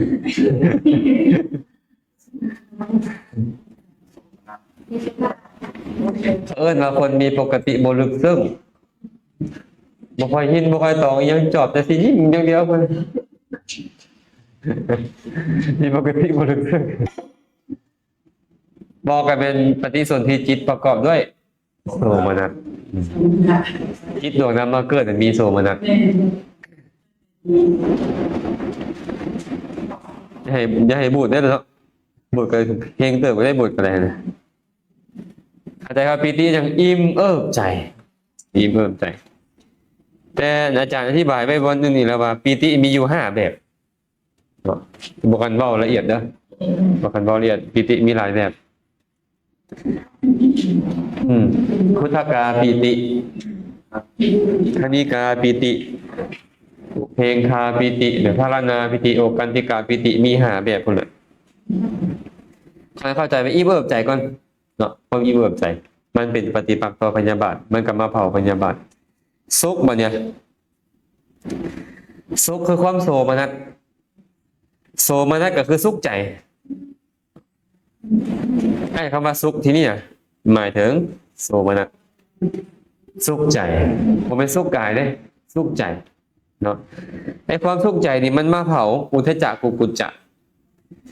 กุกุจจะมันรำคาญใจเป็นบ่มันบ่มีสุขมันจึงรำคาญใจเนาะฉะนั้นสุขเกิดขึ้นนี่นะความรำคาญใจจะบ่มีเวลาเฮ็ดเวียกเฮ็ดงานอันใดอย่างหนึ่งก็ตามอันมันมีความสุขนะมันก็เฮ็ดได้เรื่อยๆบ่อันบ่มีความสุขเวียกง่ายเวียกดีมันนั้นมันก็บ่อยากเฮ็ดเนาะอยากออกอาสั้นสุขนี่จึงเกิดขึ้นมาแล้วเป็นปฏิปักษ์ต่ออุทจักกุกุจจะโสมนัสนี่น่าจะพอเข้าใจโสมนัสเนาะความสุขใจในพอเข้าใจแล้วส่วนเอกคตาบัดนี้แบบใดเนาะเอกคตานี่เนาะบัดนี้เอกคตาแปลว่ามีอารมณ์เดียวมีอารมณ์เดียวคือ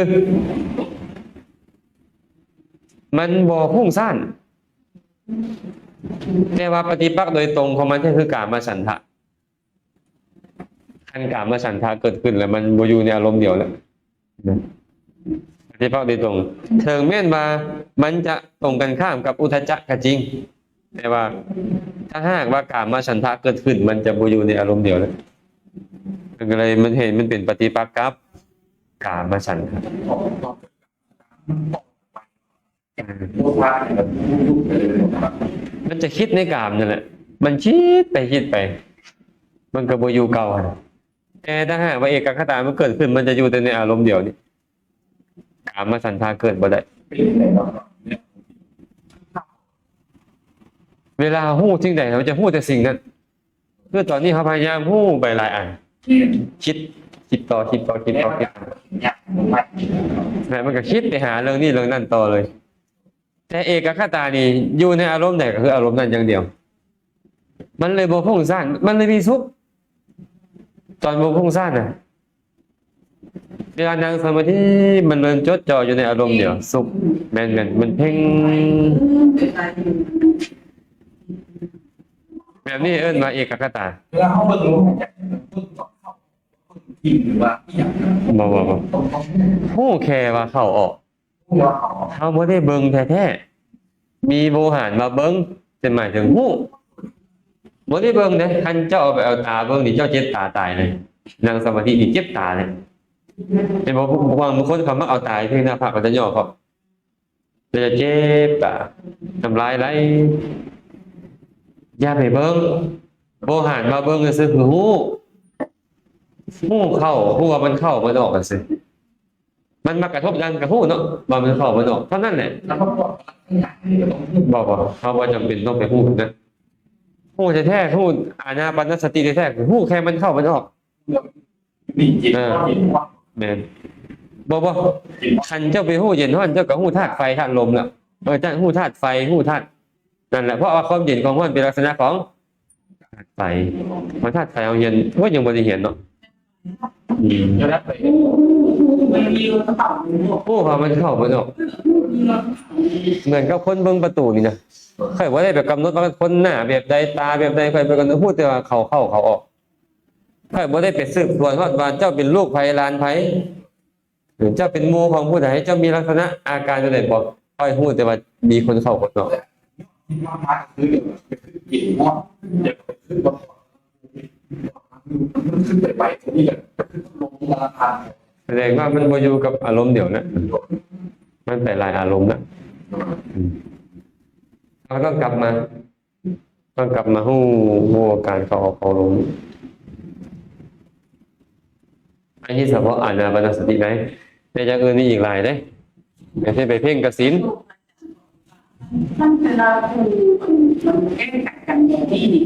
ในเวลาตั้งกับเมืองซาสักซาซึ่งซาสองซาสามซาสี่สมัยกันเวลาสมมติว่าปฏิบัติแล้วเขาได้สร้างสรรค์สมัยพอเราหลักได้เราหลักซุกเราหลักอันอันวิจารณ์ได้แต่ถึงว่าเราหลักอันที่เป็นเครื่องปรับมันนี้ได้บวกไป ความจริงเนี่ยถ้าหากว่าฌานเกิดขึ้นพวกนี้หายหมดบ่เหลือจักตัวดอก เป็นความสร้างมันมีในระดับ แม่นแต่ว่าเพิ่นอยากให้เราเห็นโดยตรงซื่อๆว่าปฏิปักษ์โดยตรง มันสามารถเผากันได้แบบนี้ ขอแค่แม่ดวนเพลงได้แค่ปฐมฌานมีองค์ฌาน5เลยเพราะนี่ก็หายหมดแล้วแต่ว่ามันยังบ่ปานนี้พอจิตที่เป็นปฐมฌานนี่มันยังมีวิตกเนี่ยเดี๋ยววิตกมันสิดึงเข้าไปหากามหาหยังคือเก่าได้ก็เลยโอ้ยเอามันทิ่มก่อนวิตกเนี่ยก็เลยมาพยายามละวิตกที่บ่แม่นไปละนิวรณ์อะไรบัดนี้นิวรณ์ถึกละตั้งแต่ปฐมฌานแล้วแม่ส่วนเพลงนี่บ่จำเป็นต้องเป็นละนิวรณ์อีกแล้วมีแต่ละวิตกพอละวิตกมันก็เข้าสุติฌานได้อ้าววิจารณ์เนี่ยเดี๋ยวมันตามไปเข้าครึ่งมันใกล้ต่อวิตกคือเก่าอยู่เด้พยายามละวิจารณ์มันบ่ได้ละบ่ได้เป็นละนิวรณ์เลยเด้ละองค์ฌานโอ้ยปีตินี่เนี่ยมันก็ยังอยู่ใกล้อยู่เลยอยู่ใกล้ต่อกามได้ปีตินี่เนี่ยเอาละปีติอีกก่อน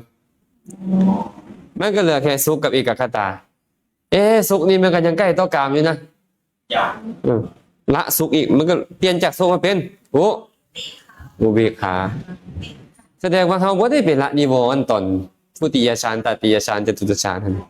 เขามาละองค์ฌานนับตั้งแต่ปฐมฌานเกิดขึ้นมันละพวกนี้ให้เขาอัตโนมัติแล้วคันยังมีพวกนี้อยู่เขาบ่สามารถเข้าฌานได้ เจริญฌานนั่นเองจังไหนพวกนี้กลับมาแล้วพอ แม่นจะได้กลับมาบ่ได้แล้วพวกนี้ พอมีแต่อารมณ์ที่มันมีนาทีนะ เนาะเพิ่นอยากให้เราเห็นพิเศษซื่อๆว่า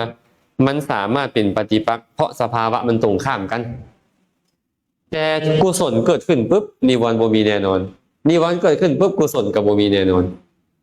สมมุติตอนเรากำลังให้ทานอยู่นี่นะจาคะมันเกิดขึ้นบ่มีดอกนิวรณ์นะก็จำเป็นต้องว่าฮอดฌานกุศลทุกอย่างจะบ่ปะปนกับอกุศลอกุศลก็จะบ่ปะปนกับกุศลมันจะเป็นแบบนี้ของมันการเตว่าอันนี้มันพิเศษพวกเนี้ยมันคมเลย มันโมเมนต์เฮ็ดให้เซาเกิดแป๊บเดียวคือให้ทานต้องค่อยให้ทานก็เอาคณะจิตหนึ่งเป็นทานเกิดขึ้นอกุศลกับโมเกิดขึ้นค่อยจุดให้ทานปุ๊บเอาละค่อยอยากให้พวกนี้ค่อยฟุ้งซ่านเรื่องนั้นเป็นบ่มันยังมาได้แต่องค์ฌานพวกนี้เกิดพร้อมกัน5ตอนใดแล้วไอ้พวกนี้มันมาบ่ได้เลย เดี๋ยวเราขั้นซันเขาเตาออกจาก มีโอกาส มันคือที่เต็งยากในการจัดพื้นที่ แม่น มีเด็กเมื่อก็ตื่นมาพอซามีแม่ว่าไปเต็งไว้ซื้อ แม่น เต็งพวกอันฝากบ้านเนี่ยแบบออกอยากให้เขามีร้านซื้อ เขาเอิ้นมาคม โป่งไว้เต็งไว้ คมบ่ให้มันสามารถเกิดขึ้นได้ในขณะที่เข้าฌาน ที่เข้าซาน ก็เหมือนกับเอาก้อนหินบ่เอาสังกะสีเป็นต้นไปวางทับเนี่ยครับมันก็บ่งอกบ่งาม แต่มันยังมีอยู่บ่ยังมีเสื้อของมันเปิดออกปุ๊บแสงแดดต้องหมอกตกใส่เป็นเก่าถ้าท่านคนใดที่เขาได้ฌานเขาจะมักเข้าเรื่อยๆแล้วเขาจะบ่ไปสนใจดอกอันไปเฮ็ดเครื่องรางของขลังให้ผู้นี้ผู้นั้นไปวุ่นวายกับคนบ่มีมันได้ฌานเห็นบ่เขาเอาพระโลกครูบาอาจารย์ให้กันนั่นน่ะอัญญทานนี่เพิ่นได้ฌานได้หลวงพ่อนี่เพิ่นได้ฌานได้เบิ่งแม่เพิ่นเฮ็ดเครื่องรางของขลังไปนั่งจมมนต์ให้ผู้นี้ผู้นั้นบ่มีเขาฮักฌานยิ่งกว่าอีหยังเขาพูดนะสิเอาอย่างนั้นน้อยเด็กน้อยนึงให้เขาเจ้าไปแจกของขลังให้ญาติโยมโอ้ยบ่มีดอก ดีทั้งสูงเทียบไปแล้ว อันนี้เขาล่ะเขาบ่คันมีพื้นฐานน่ะผู้ใดว่ามาเขาก็มันคือเป็นตาเชื่อไปเบิดทีเห็นบ่ครูบาอาจารย์บางบ่อนท่านได้ฌานท่านได้กสิณท่านได้นี่ได้นั่นก็ฟังไว้เฮาก็บ่ว่าบ่ประมาทอย่างคุณอีหยังเนาะแต่ว่าความเป็นจริงของฌานนั่นน่ะมันละเอียดมันประณีตคนได้ฌานแล้วเขาสังรวมสังวรสิตายเขาบ่อยากให้อารมณ์ให้เขาฟุ้งซ่านแล้วมันเข้าฌานบ่ได้เราก็ต้องรักษาอารมณ์เขานะ คือประเทศที่มอส บ่แม่นสิไปล้มก็ไม่เอาตุ้ยหัวซีสอ้อยอยู่ในผู้โดยสารบ่แม่นเด้ บ่มีทางเนาะคือพวกเขาเนี่ยซ่านพวกเขาเนี่ยแต่กำลังศึกษาเรื่องฌานเพื่อจะเป็นข้อเทียบเคียงว่าตอนเฮาไปปฏิบัติก็ตามตอนหมู่ตอนพวกเฮาไปปฏิบัติก็ตามเขาสำคัญว่าเขาได้ฌานนั่นมันแม่นบ่เข้ากับหลักความเป็นจริงบ่คันเข้ากับหลักความเป็นจริงก็ก็พอคิดได้คันบ่เข้าตามหลักความเป็นจริงแล้วก็ต้องได้เตือนกันบอกกล่าวกันจังน้อยเราทำแตกคือเขาว่ายุ่งนี่เนาะทำแตกอาจารย์องค์นึงหลวงพ่อสมภพเพิ่นกำลังย่างจงกรมอยู่เขามีวัดนึงเขาจะเฮ็ดเป็นกุฏิไผกุฏิเล่าให้เขากรรมฐานนะย่างจงกรมนั่งสมาธิย่างจงกรมนั่งสมาธิย้อนแหละอาจารย์สมภพเพิ่นก็เลยเราเพิ่นกำลังย่างจงกรมอยู่มีหลวงพ่อองค์นึงมาหาเพิ่นสมภพไปกับเฮาไม่ใช่หลวงพ่อเหาะตัวโอ้ไปโลดผมบ่ไปเด้เพิ่นว่าบ่ไปเฮาไปได้เพิ่นว่าหลวงพ่อย่างถึงกุฏิบ่โดนได้ยินเสียงขวาบมันนึงโดดกุฏิว่าเป็นตัวเองเหาะได้จิตวิปลาสนะจิตวิปลาสอันนี้ก็สำคัญอยู่ในเราบ่ได้ศึกษาสภาวะมันก่อนมันหลงในอารมณ์อาจารย์ว่าสำคัญอยู่ได้เป็นว่าปริยัติบ่ต้องศึกษาหลายบ่เป็นหยังบ่ศึกษาหลายก็ศึกษาให้ฮู้แนวเจ้าที่จะปฏิบัติเจ้าอยากเจริญอานาปานสติเจ้าบ่ศึกษาอย่างอื่นก็ได้ให้เจ้าเรียนเรื่องอานาปานสติ ถ้าบ่ศึกษาแล้วเจ้าบ่เป็นปัจจัยเจ้าบ่เป็นอันพระพุทธเจ้าพระปัจเจกพุทธเจ้าอีหยังเจ้าจะฮู้ด้วยตัวเองได้จังได๋เป็นบ่แม่นอยู่ลมหายใจอยู่กับเจ้าเบิ่งตัวเองก็ได้แม่นบ่มีบ่ผิดดอกเว้าในนี้บ่ผิดแต่ว่าเบิ่งแนวใดมันจะเข้าฌานได้มันจะเจริญมีปัฒนาได้เบิ่งแนวใดนั่นอีกเรื่องหนึงแม่นแล้วผู้ใดก็มีลมหายใจก็เบิ่งได้เบิดแม่นบ่ก็คือได้นักปฏิบัตินี่ก็ได้อย่าไปเบิ่งแต่คนอื่นหลายเบิ่งตัวเองนี่แน่กิเลสมันอยู่กับตัวเองนี่นะเพิ่นว่าบ่ผิดจักดีดอกว่าว่านะแต่ขอศึกษาก่อนในวิธีเบิ่งตัวเองเบิ่งเท่าใดบ่แม่นเบิ่งแล้วมันแก้ผ้าแล่นเลาะกลางบ้านอยู่ก็บ่เอาได้นั่นเนาะหนีไปอยู่ป่าผู้เดียวแล้วว่าปฏิบัติมาแล้วโอ้ได้นี่ได้นั่นแล้วมันแล่นเลาะกลางบ้านอยู่ก็บ่คักแล้วนั่นคักนะเขาก็เลยต้องศึกษาได้เนาะศึกษาเพราะเป็นพื้นฐานเวลาเรามีโอกาสปฏิบัติแล้วเราก็จะได้รู้ว่าลำดับนี่เป็นแบบนี้เป็นอันนี้เอิ้นว่าอันนี้อันนั้นแต่อย่าไปฟุ้งซ่านน้ำมันไหลก็บ่ได้เด้คือรู้ว่าเวลามันเกิดขึ้นน่ะเขาเข้าใจมันว่าอันนี้บ่แม่นฌานอันนี้แม่นฌานสินะกลับมา เขาได้เข้าใจ ก็เลยให้การอาจารย์กันเองแต่ว่าน้อยมันก็ได้ปีเรียนเป็นบัตรนอกเป็นหลักเลยว่าผู้อาจารย์จะบอกว่าการนั่งสมาธิมันไปได้สองทางเนาะถ้าจะไปทางซ้ายเนาะถ้าเข้าไปสมาธิทางซ้ายพอซ้ายสี่แล้วสามารถเดินปัญญาได้ถึงสี่ถ้าเราเข้าใจได้ซ้ายสี่ตรงนี้เนี่ยถ้าเราถึงไม่ดีถ้าอยู่ที่เนาะถึงกับว่าถ้าซ้ายสี่พิจารณาที่โตที่จ่ายได้อย่างสี่นะเราก็ถือดีเนี่ยแล้วก็เข้าใจคือเวลาเราฟังผู้บาอาจารย์สอนปฏิบัติเป็นเทว่าเป็นสายเป็นตัวสอนเราแบบนี้อันนี้มันเป็นผลให้ผู้ที่ปฏิบัติพวกกันน้อยนะเป็นบางร้านคุณเราเข้าใจคุณก็เป็นยังมาถึงสี่แล้วก็ได้เข้าใจ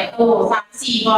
ยังน้อยที่สุดผู้ที่จะปฏิบัติอันยังให้มีสมาธิพอเพื่อจะเดินปัญญาจะต้องเข้าสามสี่ค่ะที่ไปทางซ้ายมันจะบอกอยู่สี่นะความจริงแล้วเป็นแบบนี้ได้โดยบ่แม่นแต่ฌาน4ดอกอย่างน้อยพอ3-4สินะอาจารย์ของเราบ่แม่นบ่จำเป็นความจริงได้ฌาน4ก็ดีแม้แต่เข้าปฐมฌานก็สามารถเจริญวิปัสสนาและบรรลุเป็นพระอริยเจ้าได้แล้วแต่ว่าเจ้าอยากใช้สมาธิขั้นใดเป็นบาทเขาเอิ้นว่าเป็นบาทใช้สมาธิเป็นบาทเข้าปฐมฌานก็ออกมาจากปฐมฌานก็พิจารณาองค์ฌานนั่นน่ะวิตกเป็นจังได๋วิจารเป็นจังได๋ปีติสุขเอกคตาอันใดเอิ้นว่าอันใดละเห็นความบ่เที่ยงเป็นทุกข์เป็นอนัตตาของมันและก็สามารถบรรลุได้มันละสามารถเห็นความบ่เที่ยงเป็นทุกข์เป็นอนัตตากับบรรลุเป็นพระอริยเจ้าได้หรือสมมุติว่าแม่ส่วนเพ่งอยากเข้าทุติยฌานก่อนญาติมันยังใกล้ต่อกามอยู่คมวิตกเข้าทุติยฌานก็พิจารณาองค์4ให้มันดิวิตกก็หายเลยดิมันก็เหลือแค่วิจารปีติสุขเอกคตาและธรรมเรานี่มันตั้งอยู่ไสตั้งอยู่ในหทัยวัตถุหทัยวัตถุก็เป็นรูปแล้วแต่ว่าขันธ์5ตัวเนี่ยขันธ์5นี่บ่เที่ยงเป็นทุกข์เป็นอนัตตาแม้แต่ฌานมันก็ยังบ่เที่ยงเป็นทุกข์เป็นอนัตตาอยู่ถ้าเห็นโทษมันอยู่ไปนี่ความเบื่อหน่ายคลายกำหนัดมันก็เกิดขึ้นกับบรรลุได้บางคนเขาก็ใช้ตติยฌานจตุตฌานบางคนก็ใช้ปัญจมฌานเป็นบาทแล้วแต่เห็นบ่ในโลกุตระนี่นะเพิ่นจึงว่าไว้ฌาน5เห็นบ่เนี่ยขั้นค่อยจะเข้าแค่ปฐมฌานแล้วค่อยมันเจริญแล้วบรรลุค่อยก็ได้แค่ปฐมฌานเป็นโสดาบันแบบปฐมฌานขั้นค่อยเข้าทุติยฌานเป็นบาทในการเจริญวิปัสสนานี่ค่อยก็เป็นโสดาบันแบบทุติยฌานขั้นเข้าค่อยตติยฌานจตุตฌานปัญจมฌานก็คือกันค่อยก็เป็นโสดาบันแบบได้ปัญจมฌานใช่ปัญจมฌานเป็นบาทแล้วแต่มาบุคคลเป็นบาทกระดูกปัญญาแม่นขั้นปัญญามันแก่รอบแล้วมันก็บรรลุมรรคบรรลุผลมันก็เป็นไปตามฌานที่เจ้าใช้เป็นบาทเขาจะบอกว่าเป็นแค่จตุตฌานหรือปัญจมฌานในพระอภิธรรมเบ้าตะมันก็บ่ได้แต่ว่ามันเป็นฌานขั้นสูงสุดของรูปฌานเพิ่นก็เลยมักใช้มันเป็นบาทแล้วแต่บ่ได้หมายว่านั่นแหละฌาน4ในยะพระสูตรเด้คันนิยะอภิธรรมคือฌานที่5สรุปก็คือเฮาเข้าปฐมฌานทุติยฌานตติยฌานจตุตฌานหรือปัญจมฌานใช้เป็นบาทได้ทุกฌานเลยใช้เป็นบาทได้ทุกฌานนะ คำว่าใส่เป็นบาทคือมาพิจารณาองค์ฌานต่อ โดย เวลาใจมันสงบแล้วมันจะเห็นความละเอียดเข้าไปอาการโบเที่ยงเป็นทุกข์เป็นอนัตตามันจะปรากฏชัดเจน โดย เพิ่นก็เลยนิยมเจริญสมาธิบางคนบ่ได้ฌานซ้ำไปเจริญพุทธคุณสมมุติเนาะเจริญพุทธคุณไปอิติปิโสภควาเป็นต้นน่ะนะแล้วเลิกถึงคุณของพระพุทธเจ้าใจมันสงบนิวรณ์หายคือกันนิวรณ์พวกนี้ก็หายต่างแต่ว่ามันยังบ่คันแนบแน่นมันยังบ่คันแนบแน่นนะเมื่อนิวรธรรมเรานี่หายไปในขณะที่เจริญพุทธคุณเป็นต้นเขาก็สามารถเจริญวิปัสสนาต่อได้และบรรลุเป็นพระอรหันต์ได้พร้อม ที่บ่ได้เข้าถึงฌาน บ่ได้เข้าถึงฌานได้แต่อุปจารฌาน เพราะว่านอกจากเดินตามสิ่งทางที่ว่าเอาซานแล้วก็มีคณิกะสัมปีมันต่างกันยังไง เฮาเว้าเบื้องต้นซื่อๆนั่นน่ะเบื้องต้นของการเจริญวิปัสสนานี่บางคนเนี่ยต้องอาศัยอัปปนาสมาธิ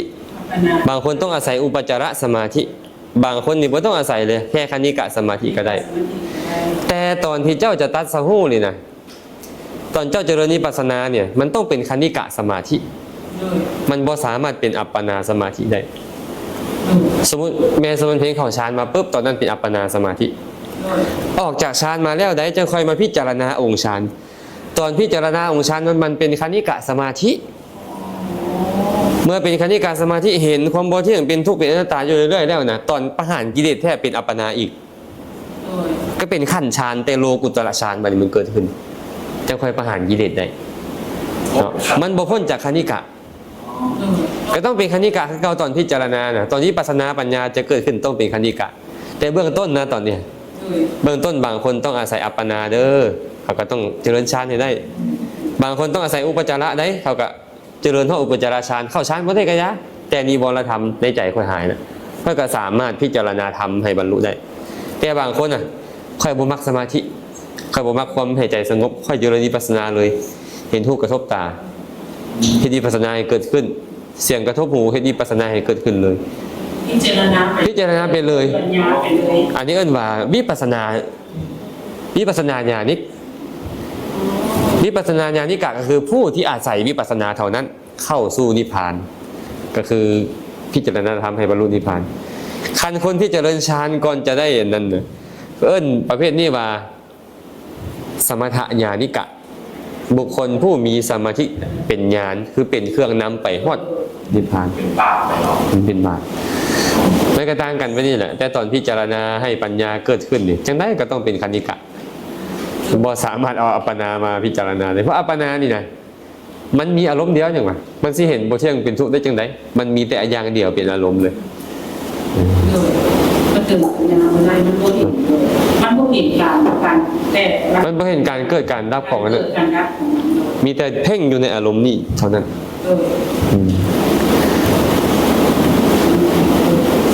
เข้าใจบ่เนี่ยโอ้เบาเรื่องฌานนี่เนาะ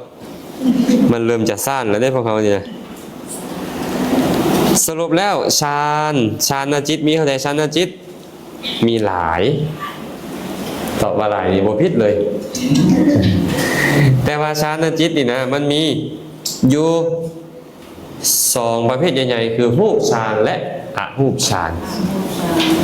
หรือจะแบ่งอีกเป็น2อย่างก็คือโลกิยะฌานกับโลกุตตระฌานแต่ตอนนี้เรากำลังเรียนเรื่องรูปฌานเป็นโลกิยะมีกุศลฌานอยู่5มีบากฌาน5กิริยาฌาน5คนธรรมดาหรือพระเสขะเจริญฌานก็เป็นกุศลได้ปฐมฌานก่อนเห็นวิตกโดยความเป็นโทษใกล้ต่อกลางกับละวิตกทุติยฌานวิจารยังใกล้ตัววิตกอยู่ละวิจารนี่ก็เป็นตติยฌานปิติมันยังใกล้อยู่ละปิติก็เป็นจตุตฌานเหลือแต่สุขเอกคตาละสุขนั่นอีกพอสุขนี่มันก็ยังบ่ปานนี้พอก็เลยเป็นอุเบกขากับเอกคตานี่เอิ้นว่าปัญจมฌานก็เลยมี5พระอรหันต์เจริญเด้ พระอรหันต์เจริญก็กลายเป็นกิริยาเป็นหยังก็เป็นกิริยาเพิ่นบ่ฮู้บ่เพิ่นฮู้หมดต่างแต่ว่ามันบ่ส่งผลเฮ็ดแล้วบ่ส่งผลก็เลยเอิ้นมันว่ากิริยาเพิ่นก็กิริยาเนาะส่วนบุคคลผู้เป็นปุถุชนก็ตามเป็นพระเสขะก็ตามเจริญกุศลฌานแล้วฌานบ่เสื่อมไปเกิดไสไปเกิดเป็นผมแม่นจิตดวงใดนำเกิดอ่ะผู้วิบากผู้วิบากหรือรูปาวจรวิบากปฐมฌานก็ส่งผลเป็นปฐมฌานทุติยฌานส่งผลเป็นทุติยฌานตติยฌานส่งผลเป็นตติยฌานจตุตฌานส่งผลเป็นจตุตฌานปัญจมฌานกุศลก็ส่งผลเป็นปัญจมฌานวิบากวิบากแต่ละดวงก็พาไปเกิดบัดนี้ถ้าเจ้าได้ปฐมฌานเจ้าก็ไปเกิดในพรหมปริชัชชามหาพรหมมาพรหมปริชัชชาพรหมปโรหิตามหาพรหมมาไปคันเจ้าได้ทุติยฌานก็ตามตติยฌานก็ตามเจ้าก็จะไปเกิดในหยังทุติยฌานภูมิไปเกิดในทุติยฌานภูมิไม่อย่างไรทุติยฌานภูมิอ่ะปริตตาภาอัปปมานาภาอาภัสสลาอาภัสสลาคันเจ้าเจริญได้ตติยฌานอันนี้ในญาของอภิธรรมเนี่ยเจ้าจะไปเกิดในตติยฌานภูมิคืออย่างนี้ปริตตาสุภาอัปปมานาสุและสุภากิน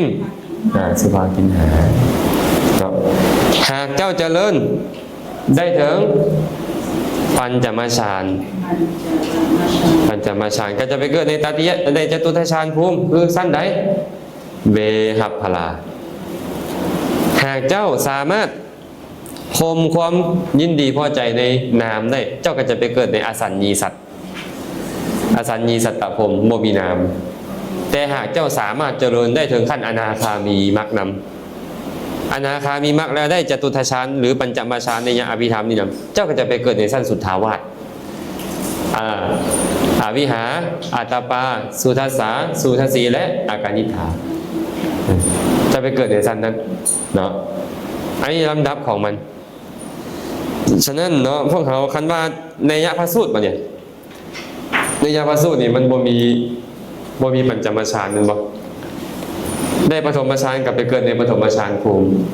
ได้ทุติยฌานกลับไปเกิดในทุติยฌานภูมิได้ตติยฌานกลับไปเกิดในตติยฌานภูมิได้จตุตฌานกลับไปเกิดในจตุตฌานภูมิท่านพระสูตรเนี่ยแสดงให้สมกับภูมิเมื่อแสดงให้สมกับภูมิก็เลยบ่มีฮอดปัญจมฌานอันในยะพระสูตรเนี่ยเพื่อแสดงให้สมกับภูมิเนาะแต่ในยะอภิธรรมนี่เนี่ยแสดงฌานโดยพิสดารให้เป็นห้าก็เลยได้กล่าวเรื่องปัญจมฌานเอาไว้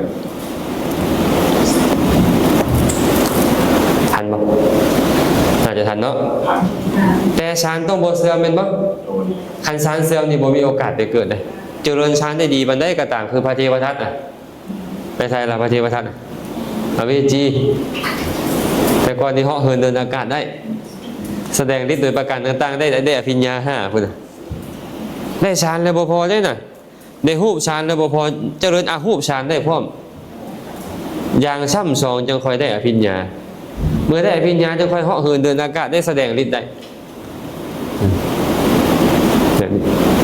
ป่านนั้นฌานเสื่อมก็ยังไปเกิดในนรกเพิ่นเลยบอกไอ้ฌานนี่นะก็ยังเสื่อมได้คันมันเสื่อมได้มันก็บ่ส่งผลมันก็เป็นโมฆะไปโมฆะเอิ้นว่าจังอโหสิศูนย์นะอโหสิในตอนเข้าฌานมีความสุขบ่สุขก่อนเข้าฌานมีกุศลเกิดบ่มีแต่ว่ามันบ่สามารถนำไปพรหมโลกได้หากฌานเสื่อมถามนิ่งอยู่ว่าวันนี้ปฐมฌานมีองค์เท่าไหร่คนเป็นตาส้มตาหวานอยู่ปานตัววงกันเล่นนี่ก็ได้เพื่อนอาจารย์บอกให้เบิ่งกระดาษปฐมฌานต้องมีองค์ทุติยฌานมีองค์ สี่ละหยังวิตกตติยฌานมีองค์สามละหยังเติมวิจารจตุตฌานมีองค์สองละปีติตื่นปัญจมฌานมีองค์สองละสุขละสุขละสุขให้เป็นอุเบกขาเขาพอจื่อได้บ่เนี่ยวิตกปฏิปักษ์ต่อทีนามิตรถะวิจารวิจิกิจสาปีติพยาบาทสุขอุติจักกุจจะเอกคตากามฉันทะจื่อก่อนฌานคือหยังฌานคือหยังเพ่งหรือเขาเพ่งหยังเพ่งอารมณ์ของกรรมฐานหมดนั้นเผาเด้เผาฆ่าซึกคือนิวรธรรมนิวรณ์เป็นไปอย่างนิวรณ์เครื่องขวางกั้นหยังขวางกั้นฌานขวางกั้นมรรคผลนิพพานหรือขวางกั้นกุศลบ่รวมๆเนาะจบแล้วได้นี่เห็นมือเดียวจบแล้วเห็นบ่ไปเจริญได้แล้วบ่จักนี่นะ ที่ภาพออกเลยให้ลมหายใจเล่นไปมันเลยก็ไปรถขาขาปวดนี่จะว่ายังไงเลย อยากถามคือนั่นจะมาตามคนรู้ไม่มีคนถามเวลาอาจารย์อธิบายอันไม่ไผ่ได้เคยเห็นที่ไผ่ได้เล่ามีใส่โบว่าโคบางทีอันโคที่องศาที่เกิดที่ว่าเป็นอย่างของเขาตรงนี้โค้งขนาดโค้งของโค้งขนาดแล้วเพิ่นเล่าไว้โบว่ามันเป็นแบบใหญ่บางเชื่อโค้งมันมีโค้งมีทางกายก็มีของอาจารย์แล้วแบบนี้เป็นเมืองเป็นอย่างมันก็มีคนก็นั่นจะถามกันนะด้วยเราฟังจุดนั้นเราแก้ เพิ่นถามอย่างซี่มื้อนั้นน่ะ โดย เพิ่นบอกว่ามีจิตประเภทหนึ่งเอิ้นว่าหะสิตุปะทะ โดย จิตที่เฮ็ดให้ยิ้มจิตดวงนี้นะ โดย เพิ่นก็เลยถามว่าในอาหูปพรหมนี่นะอาหูปพรหมนี่มันบ่ยิ้มนี่นะเนื่องจากบ่มีหูปนี่มันสิมีการยิ้มบ่มีหูปนี่นะเพิ่นว่าเพราะเบิ่งอาการของจิตสามารถเกิดได้อยู่ระบางสิอาจารย์บางพ่อว่าจังซั่นก็เลยอธิบายให้เพิ่นฟังแบบนี้ว่าเฮาจะฮู้ว่ายิ้มมันฮู้ได้โดยรูปปรากฏเป็นบ่ โดย ใครเทศนาบูดนี่เอ้ยมันยิ้มบ่เนี่ยบ่ มันยิ้ม บ่ฮู้มันก็เลยเพิ่นก็เลยอธิบายไปนี่บ่เป็นว่าบ่มีรูปก็สิยิ้มได้ไอ้การยิ้มปรากฏก็เพราะว่ามีรูปนั่นเองสินะ แล้วโค้งที่บ่มีรูปนี่เป็นจุดติงแบบไหน จุติหรือปฏิสนธิ เราบ่ได้สื่อติ จุติก็คือกันนี่แหละต่างแต่ว่ารูปบ่มีการจุติเพราะเพิ่นบ่มีรูปไอ้จุติจิตนี่มันก็เกิดขึ้นดับไปแล้วก็ปฏิสนธิเลย แต่ว่าจะปฏิสนธิในกามวจรจะไปเกิดเป็นเทวดาเป็นมนุษย์จะบ่เข้าถึงอบายเลยได้เพราะกุศลมันยังมีกำลังอยู่ถ้าพวกเทวดาตายแล้วตกนรกเลยก็มีแต่พรหมนี่ตายตกนรกเลยบ่มีพรหมนี่ต้องมาเป็นมนุษย์มาเป็นเทวดาก่อน แต่ว่าผมมีอยู่หลายครับต่อไปจากอีโน โอ้โดนหลาย เสียเวลาจะอ่านคุ้มทุนเสียเวลา คันพวกอาหูพรหมนี่ยังต่ำสุด 20,000 กับต่ำสุดเลยสนใจว่าล่ะ